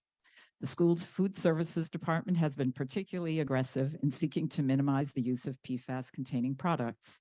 It no longer uses nonstick cookware and plastic storage bins, and for the most part uses compostable utensils for takeout foods. The fire department chief was knowledgeable about the presence of PFAS in firefighting tools, and following our meeting, he almost immediately took action by purchasing Class B firefighting foam that's free of PFAS. Other department heads who'd been less aware of PFAS were receptive to purchasing adjustments to reduce PFAS exposure, and Dave Janikakis, the town's chief procurement officer, with whom we've worked closely, plans to work with departments to locate suppliers and manufacturers that are both aware of the issue and have taken action to eliminate the chemicals from their product lines. Harvard University has already done a lot of work in identifying such manufacturers and makes purchasing decisions that factor in whether products contain PFAS and other toxic chemicals. Their Office of Sustainability has offered to provide assistance to the town. In addition, Massachusetts has recently developed lists of products for government purchases that exclude PFAS, which the town can also use. Given what the committee learned, we decided that the best approach to minimize PFAS exposure under current conditions would be to focus efforts first at limiting the use by the town itself. This decision was supported by the Department of Public Health, which would have the resources to assist in this effort. We had considered proposing a bylaw, but decided that a resolution would be the better route, providing more flexibility as the product environment with regard to PFAS is in flux. And it was noted that a resolution sufficed to achieve a change in purchasing of cleaning products to all Green Seal certified. At the state level, House Bill 2197, Senate Bill 1356 is being considered during this legislative session. The bill has numerous provisions to reduce the presence of PFAS in consumer products. Massachusetts is not only not a leader in this area, but is now behind many other states at a time when health concerns associated with PFAS are receiving an increasing amount of scrutiny, and an increasing number of successful lawsuits have been won by consumers. To encourage the state to follow the path taken by others, the resolution urges the town to support action at the state level. So in summary, if passed, the resolution urges town departments to purchase and use PFAS-free products where possible, and also urges the state legislature to pass legislation that would regulate the use of PFAS. Thank you. Jesse Hefter. And I'm sorry, John, I have no idea how much time I need to give Mr. Hefter. 3 minutes, okay. Back in business. Back in business. Good evening, Madam Moderator. My name is Jesse Hefter. I am a town meeting member from Precinct 14. I'm also a member of the Moderators Committee on PFAS.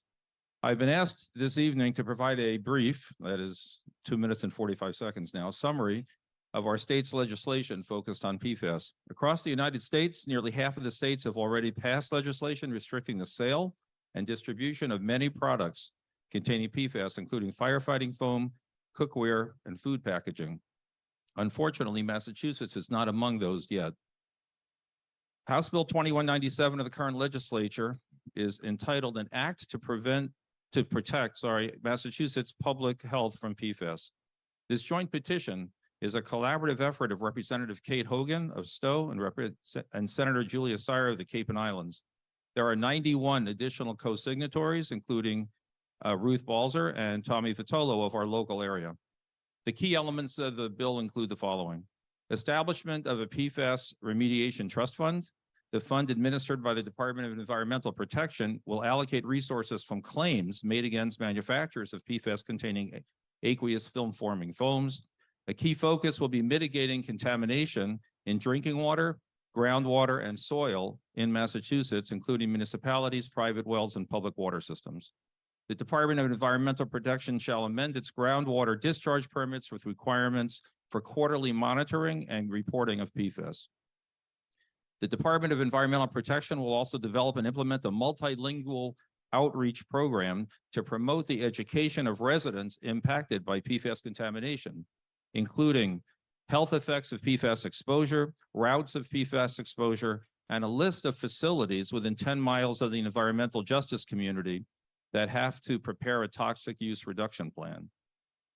Further, no manufacturer, distributor, wholesaler, or retailer shall offer for sale, sell, or distribute products to which PFAS have been intentionally added, including child passenger restraints, cookware, fabric treatments, personal care products, rugs and carpets, upholstered furniture, and children's products.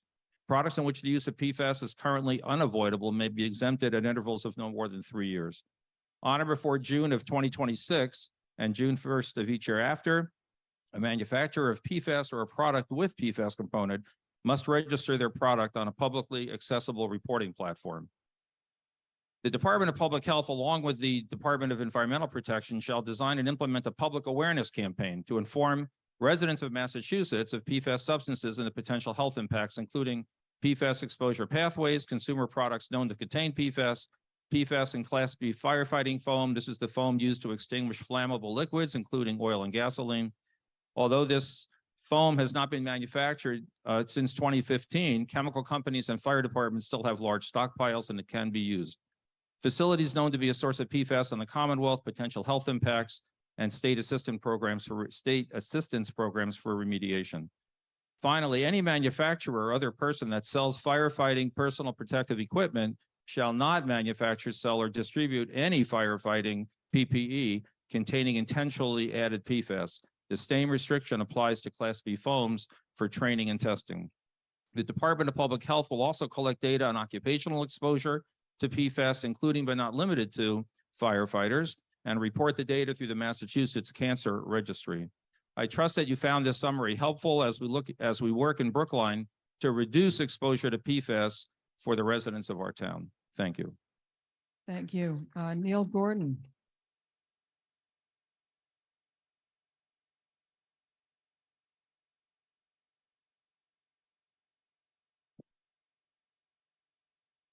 Thank you, Madam Moderator. Neil Gordon, Precinct 1 Town Meeting Member, member of the Advisory Committee. Speaking for the Advisory Committee, 1 page, triple space, 16-point type. Hold your applause, please. We're voting to encourage all town departments working together with the purchasing division to purchase and use products that do not contain PFAS to the extent such products are available, and to assert town meeting support for current state legislation that will restrict the sale of consumer products that contain PFAS.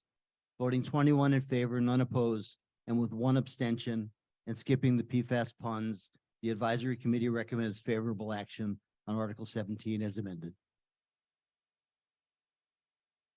Mr. Sandman.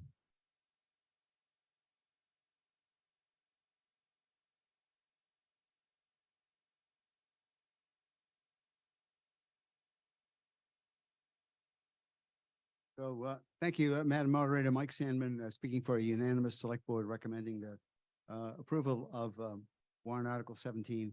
The select board thanks the members of the Moderators PFAS Committee for their work and agrees that a resolution supported by town departments, as this one is, makes a lot of sense to begin eliminating the use of PFAS products.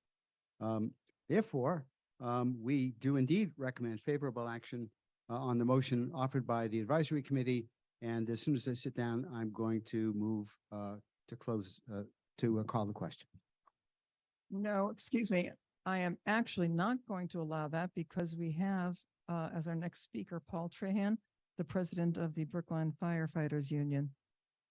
And I would like to give him a chance to speak. Mr. Trahan.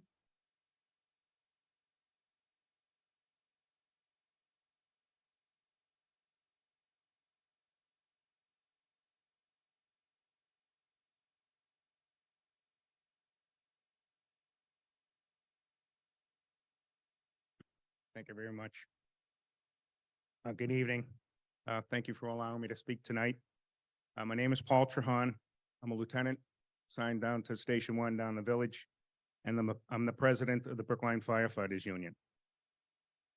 I first would like to say on behalf of all the firefighters in town, I want to thank this town meeting and the previous town meeting for coming up with the available funds to renovate 4 of our stations and rebuild Station 5. on Babcock Street.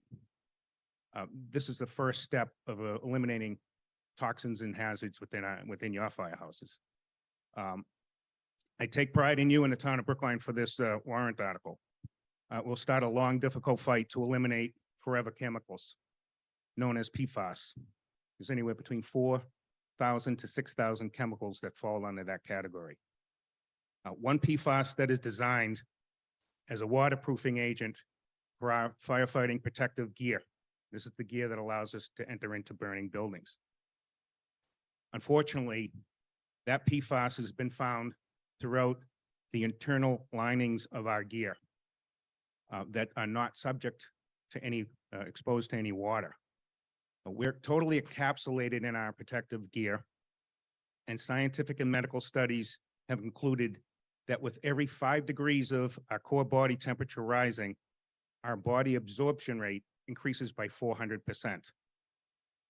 Earlier studies have found that firefighters have been absorbing the products of combustion. This has led in the spike of cancers among our professional firefighters, and your Brookline firefighters have not been immune to those statistics. Of the 19 Brookline firefighters that have died in the line of duty in the past 100 years, 6 have died by occupational cancer since 1997. And the most recent one in 2014, Lieutenant Kenneth Fields, who was only 54 years old. We have had more of our share of firefighters getting cancers.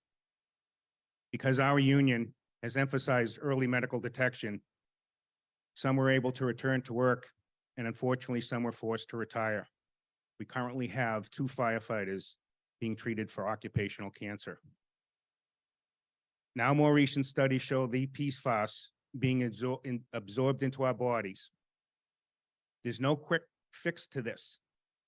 The National Fire Protection Association, also known as the NFPA, sets the standard for our gear manufacturers.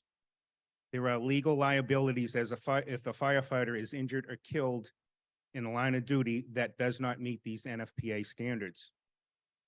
The International Association of Firefighters, which represents firefighters throughout the United States and Canada, has initiated a lawsuit against the NFPA to have them change the standards for fire gear. As simple as that, we have to file a lawsuit. The Professional Firefighters of Massachusetts has started a study of the gear. New gear, direct from the manufacturer, was opened and was washed prior to any exposures. It will be tested periodically through a recruit academy in Worcester and through the firefighters' career. The wastewater was initially collected and tested by a well-known scientific university in Worcester. Unfortunately, the PFM was attempting to gather that initial results, but the university ignored communicating with them. It turns out that many connected to that university also sit on the NFPA board. A professor, thank God for a professor from Nicholas College has stepped up to continue the collection data and produce reports for them. Firefighters across the globe are committed to eradicating these forever chemicals. Brookline needs to send a strong message to the chemical companies that no one should be subject to any types of exposures of PFAS. Thank you.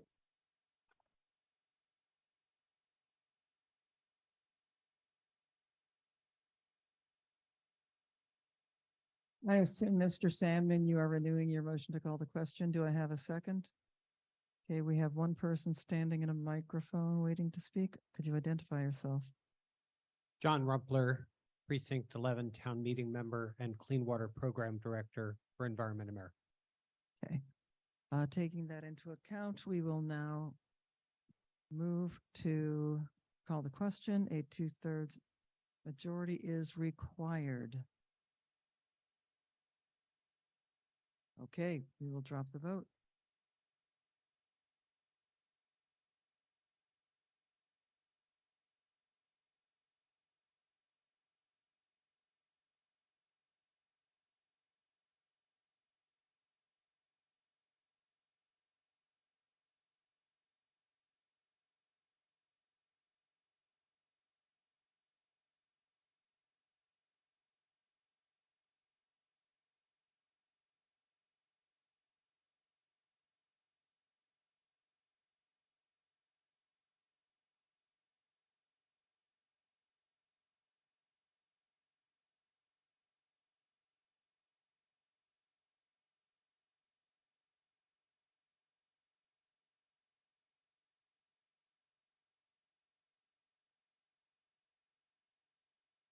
The votes are 175 yes, 37 no, 9 abstentions, and the motion to call the vote passes. So we will now move on to the main motion, which is found on page 17, 12 to 15. And it is a resolution to avoid the purchase of products containing forever chemicals. That's all I'm going to call them. I am trusting that everyone understands what the consequences of a yes or a no vote consists of, but and I assume those are fists raised in solidarity, not questions. All right. We will drop the vote. It will take a majority to pass or fail.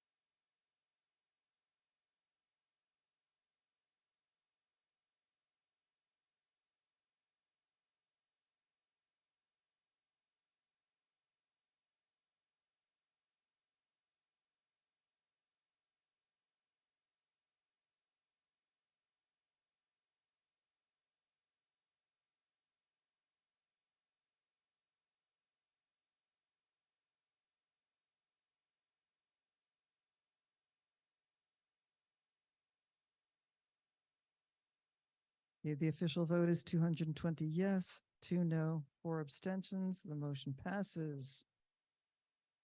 Excuse me, 219 yes, 2 no, 4 abstentions. The motion still passes.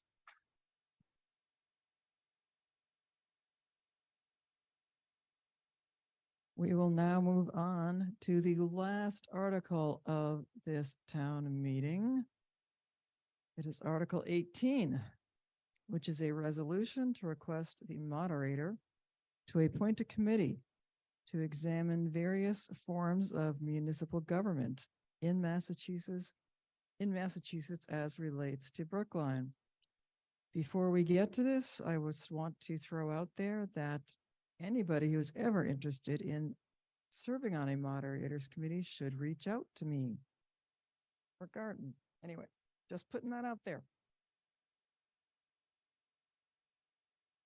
Okay, the main motion is on page 18.8 of the combined reports. It is moved by Mr. Margolis and seconded by Ms. Hardebeck. Our first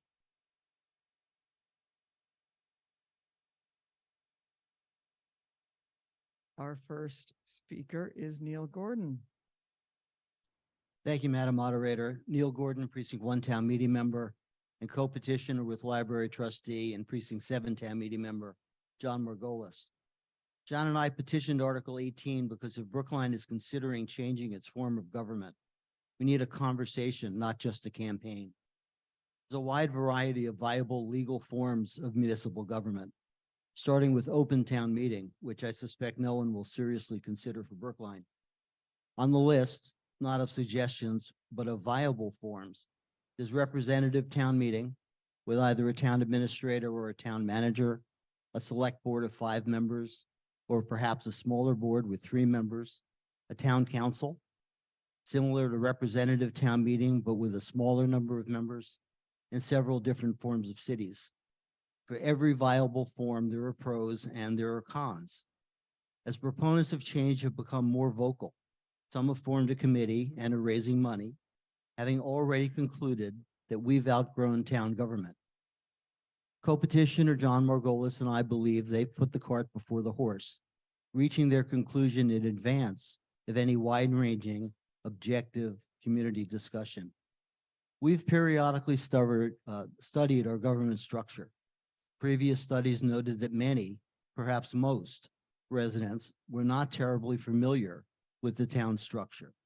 That underscores the need for meaningful conversations and objective community engagement. If there's redundancy in that engagement, that's a good thing. We don't bring this article to preserve any status quo. Rather, we bring it to preserve a process that time and time again has served Brookline well. Our long history of using local, objective, volunteer talent to study, listen, ponder, and report. There is no perfect form of municipal government. Let's have a moderators committee study the pros and cons of viable alternatives. Let's engage with big to make the committee's proceedings as widely available to the public as is feasible. Let's provide a forum that will allow as many people as possible to engage and learn.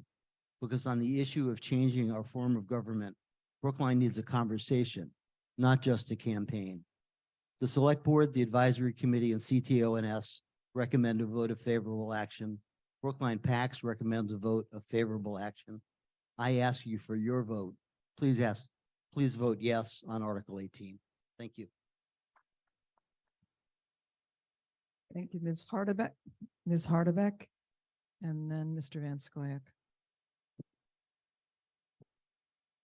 Let's see. Can you hear me now? Nope, Perfect. can't hear you. Great. Hi, everyone.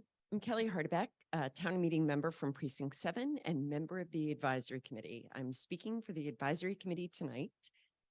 As you heard, Warrant Article 18 is a resolution that asks the moderator to appoint a committee to study the different forms of government available to Brookline, document its findings and recommendations in a report that would be distributed to town meeting, made available to the public by August 31st next year.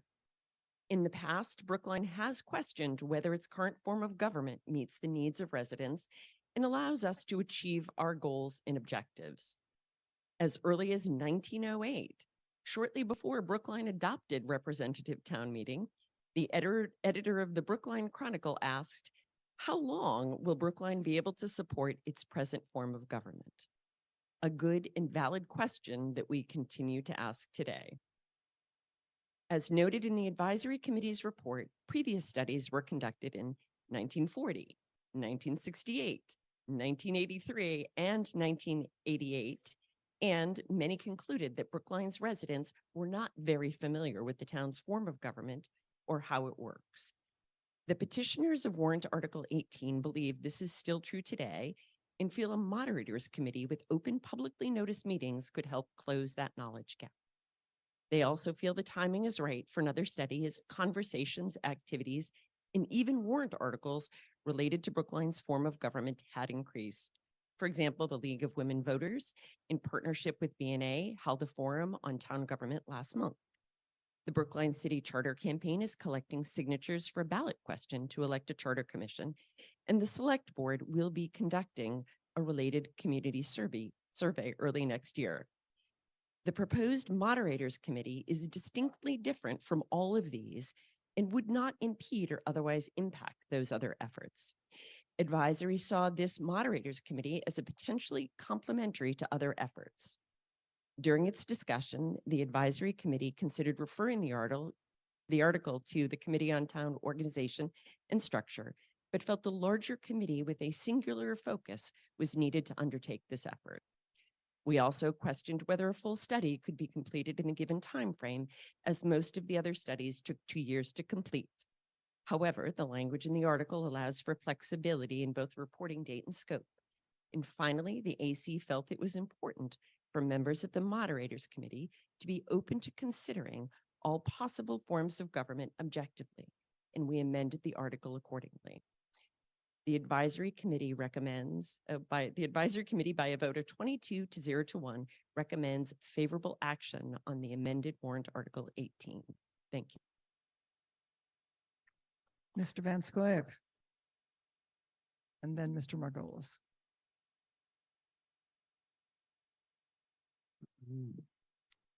Yes, I'm John Van Scoyac, speaking for the Select Board and our recommendation on Article 18. Article 18 is a petition resolution that seeks a moderators committee to examine the various forms of municipal government in Massachusetts as they relate to Brookline. The resolution asks for a report and a recommendation by August of 2024. The question of the proper form of government for Brookline is not new. The select board discussed the pros and cons of a moderators committee and whether or not any party examining the matter could be neutral as to Brookline's traditional town meeting form of government versus alternatives such as a town manager or a mayor and city council form of government. The select board is initiating a community survey to better understand public sentiment on Brookline's array of local services, those that are the most popular and sought after, as well as those of a lesser scale that are favored by various constituencies. The survey will also include questions designed to elicit views on whether our current government is well understood and user-friendly and transparent and meets expectations for access and services. The survey, in addition to the work of the proposed study committee under Article 18, will be useful tools for a future charter commission process should the ongoing charter commission signature drive reach its goals. The select board voted 3-2 for favorable action on the motion offered by the advisory committee. Thank you very much. Mr. Margolis. And I'm just going to say we have 2 more speakers signed up, Rebecca Stone and Shira Fisher, and I am going to get to you, Shira Fisher. Unless you say absolutely not. So you can come to the front. But first, Mr. Margolis.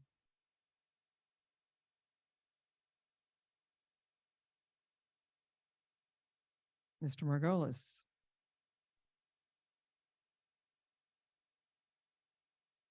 Thank you, Madam Moderator. John Margolis, Precinct 7 and Library Trustee. It's often said that there are 2 sides to every issue, but actually in many questions, there are more than 2 sides. And that's the story here with respect to the possible best form for municipal government in Brookline. As Neil Gordon said, we believe that there should be a conversation before a campaign. The thing about a campaign, such as the one for a charter commission, is it winds up being yes or no. It turns everything into only 2 sides. Now, that's no criticism of those who are collecting signatures for trying to get a charter commission on the ballot. That's fine. But that election would be for or against becoming a city. There would wind up being little to no discussion about other alternatives. We suggest that Brookline would benefit for a full discussion of the issues before we get to the question of whether to elect a charter commission or not. That's what we all deserve. This warrant article is really about the question of whether the town is better off with more discussion of the issues or not. I suggest that we are better off with more discussion and ask for favorable action. Thank you. Ms. Stone.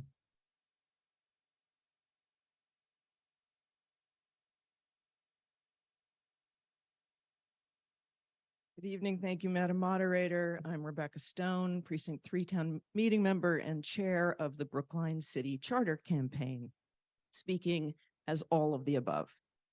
It may surprise you, given what you've just heard, that the Brookline City Charter Campaign does not oppose Warrant Article 18. So let me explain. Regardless of how others may have just characterized it, the City Charter Campaign has one objective: to have Brookline elect a charter commission. A charter commission is the centerpiece of the Home Rule Charter process created by State Constitutional Act in 1966 to give communities a way to establish or change their government structure without having to seek the permission of the legislature and the governor. The campaign's leaders have all served in Brookline government in a variety of elected, appointed, and leadership positions.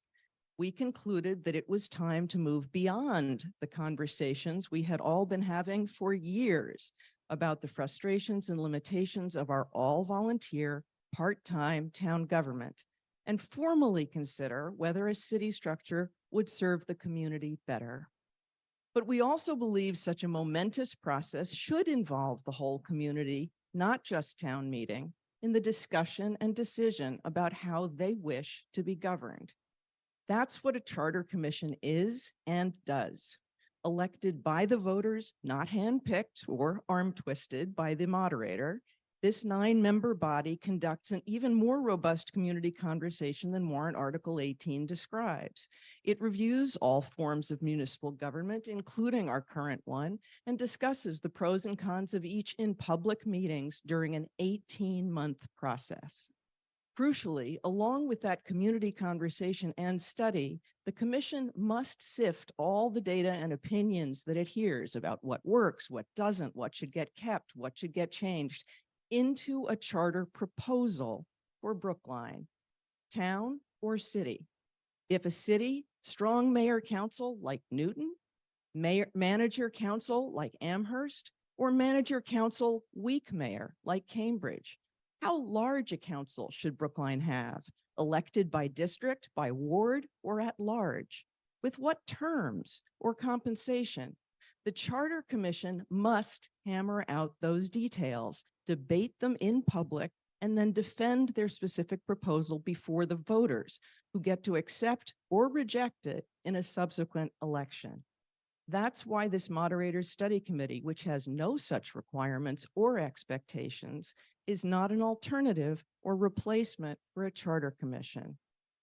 Brookline does not have a formal charter, and it has never had a charter commission, so voter education is critical as we embark on this journey together. Most of the committees that have reviewed warrant Article 18, as you've heard tonight, have made that point. Most have said that the work of this Moderators Committee could usefully add to public understanding, as well as to a charter commission's work, should one be elected. I agree. Is this Moderators Committee needed right now? I'm going to leave that to you. Brookline has studied these issues many times over the years. And by the way, a more recent report from the Mass Municipal Association should be required reading for all of us. It's from their Form of Government Committee and is a study on structural changes in local government in the Commonwealth of Massachusetts. It goes into detail on the history of local governance in Massachusetts, the pros and cons of different forms, the recent history of charter change across the Commonwealth. It even includes case studies of charter change efforts in 9 communities, including Amherst, Braintree, Needham, and Plymouth. Studying that report could spare the Moderators Committee a substantial amount of investigative work. So lastly, if you remember nothing else about what I've just said, and we all want to go home, so that's a possibility, I hope you will remember this. A Charter Commission ballot question is not about whether to adopt a particular change. It is merely the first step in a long community process of considering change. Only when we have a proposal from a Charter Commission will we actually have choices to make. And even if we move as fast as we possibly can towards that moment is more than 2 years away. So vote on warrant Article 18 as you see fit. But however you vote, I invite you also to help move Brookline beyond just more conversation and yet another committee report. Find a signature petition and sign it so that our whole diverse community can begin a truly democratic, voter-driven process to study, debate, and then decide what's best for Brookline. Thank you. Thank you, Ms. Stone. We actually have 2 more speakers. Mr. Rosenthal somehow got overlooked. But first we hear from Ms. Fisher, our prize winner tonight. Hi, everybody. Shira Fisher, town meeting member from Precinct 11, speaking briefly in support of warrant Article 18. I'm not always a fan of moderators committees, but this is a big question and it won't hurt in parallel without disrupting any other processes to get more information. There's a potential gain from more study. I'm sure the moderator can appoint a diverse, balanced, objective, and invested group of people to explore this issue. We know residents are not very familiar with Brookline's form of government, so having more conversations and community engagement could be helpful, especially since this committee would be subject to the open meeting law and be required to notice its meetings, post agendas, and notes. Hopefully, a moderators committee could be beneficial to a charter commission to inform and even accelerate their work. Thank you. I am not going to call the question yet because Marty Rosenthal would never forgive me and sorry. Mr. Rosenthal. Hey, moderator's prerogative. Well, on a point of Rosenthal. personal hello? No, I'm letting you speak. Okay, yeah, thank you. Marty Rosenthal, Precinct 9, and co-chair of Brookline PACs. And on a personal privilege for the moderator, I know that she was only joking about that, about me never forgiving her. And I would always forgive her, aside from the fact that I know that was not her reason. So I just want to make a couple of quick comments on this, and which is things that I hope the Moderators Committee will try to address, but they're pretty hard to address, frankly. I mean, I'll try to keep an open mind about the result of the Moderators Committee and further deliberations the next couple of years, but I'm 99% certain I will not favor changing our form of government for two reasons that I hope the committee will attempt to address, but they're pretty intangible. The first is, in terms of our executive branch, I strongly prefer 5 people as opposed to 1 person. I don't mind 4-to-1 votes. I don't mind 3-to-2 votes, but both of them are better than 1-to-0 vote.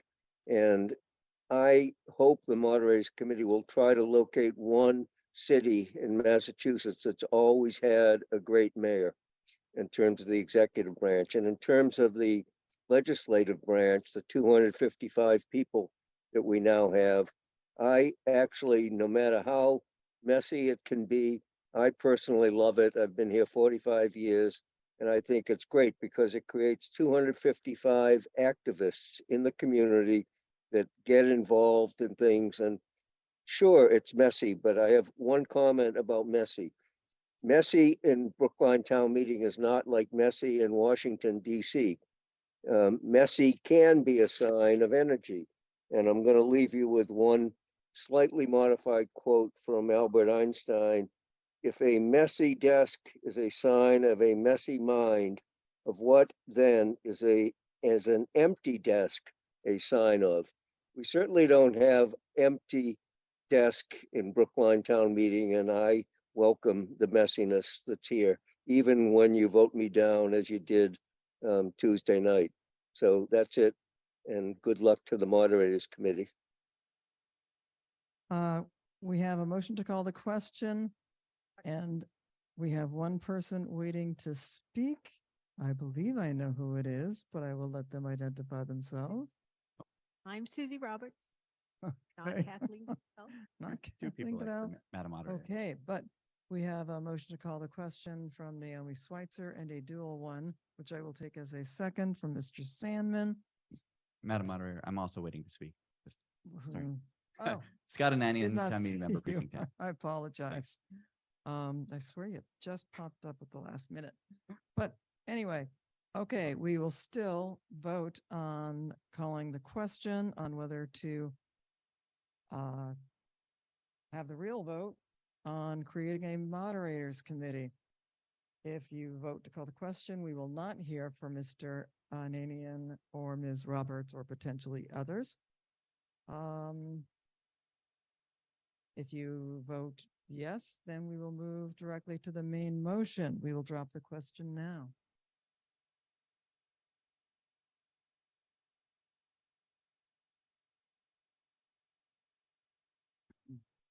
A 2/3 majority again is required.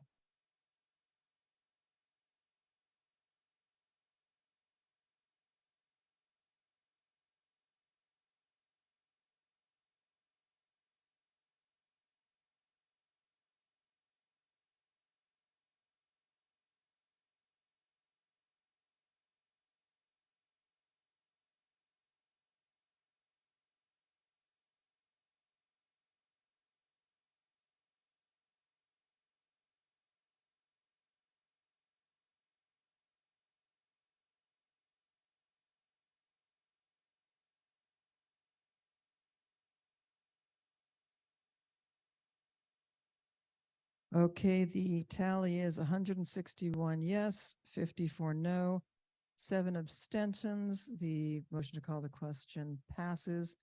And we will now vote on the main motion, which is whether or not to pass a resolution to request a moderator to appoint a committee to examine various forms of municipal government in Massachusetts as they might relate to Brookline. This will require a 50% vote to pass. If you vote yes, a moderators committee will be appointed. If you vote no, a moderators committee will not be appointed. We will drop the vote now.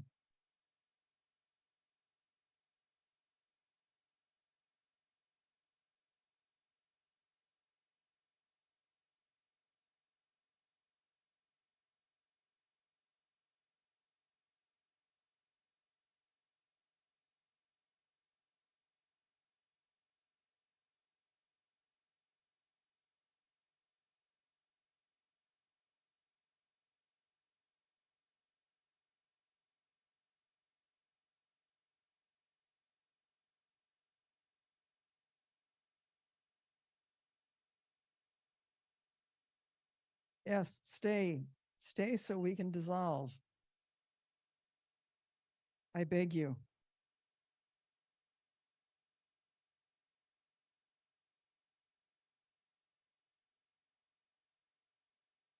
Okay, the numbers are 155 yes, 58 no, 10 abstentions. The motion passes. There will be a committee. I plead all political scientists to contact me. Before I entertain a popular motion to dissolve, I want to thank Joe Callanan and Jonathan Simpson for their assistance during this town meeting, and to give my greatest thanks to the advisory committee for the tireless hours they put in for this town meeting. They've been amazing. Just amazing. And I will now entertain a motion to dissolve. So moved, Madam Moderator. Ah, Mr. Burstein, thank you. You were very reliable. Does anyone second that motion? Second. Second. Thank you. Okay, we will now drop the vote. It takes a mere majority to pass. No, everything has to be recorded. And we can't have a voice vote with everybody, so many people remote. Okay. Make your opinion known.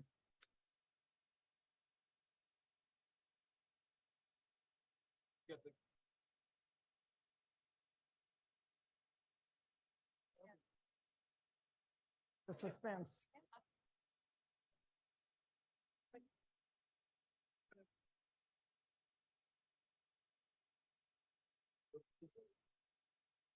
Not in an organized way, because they're organized.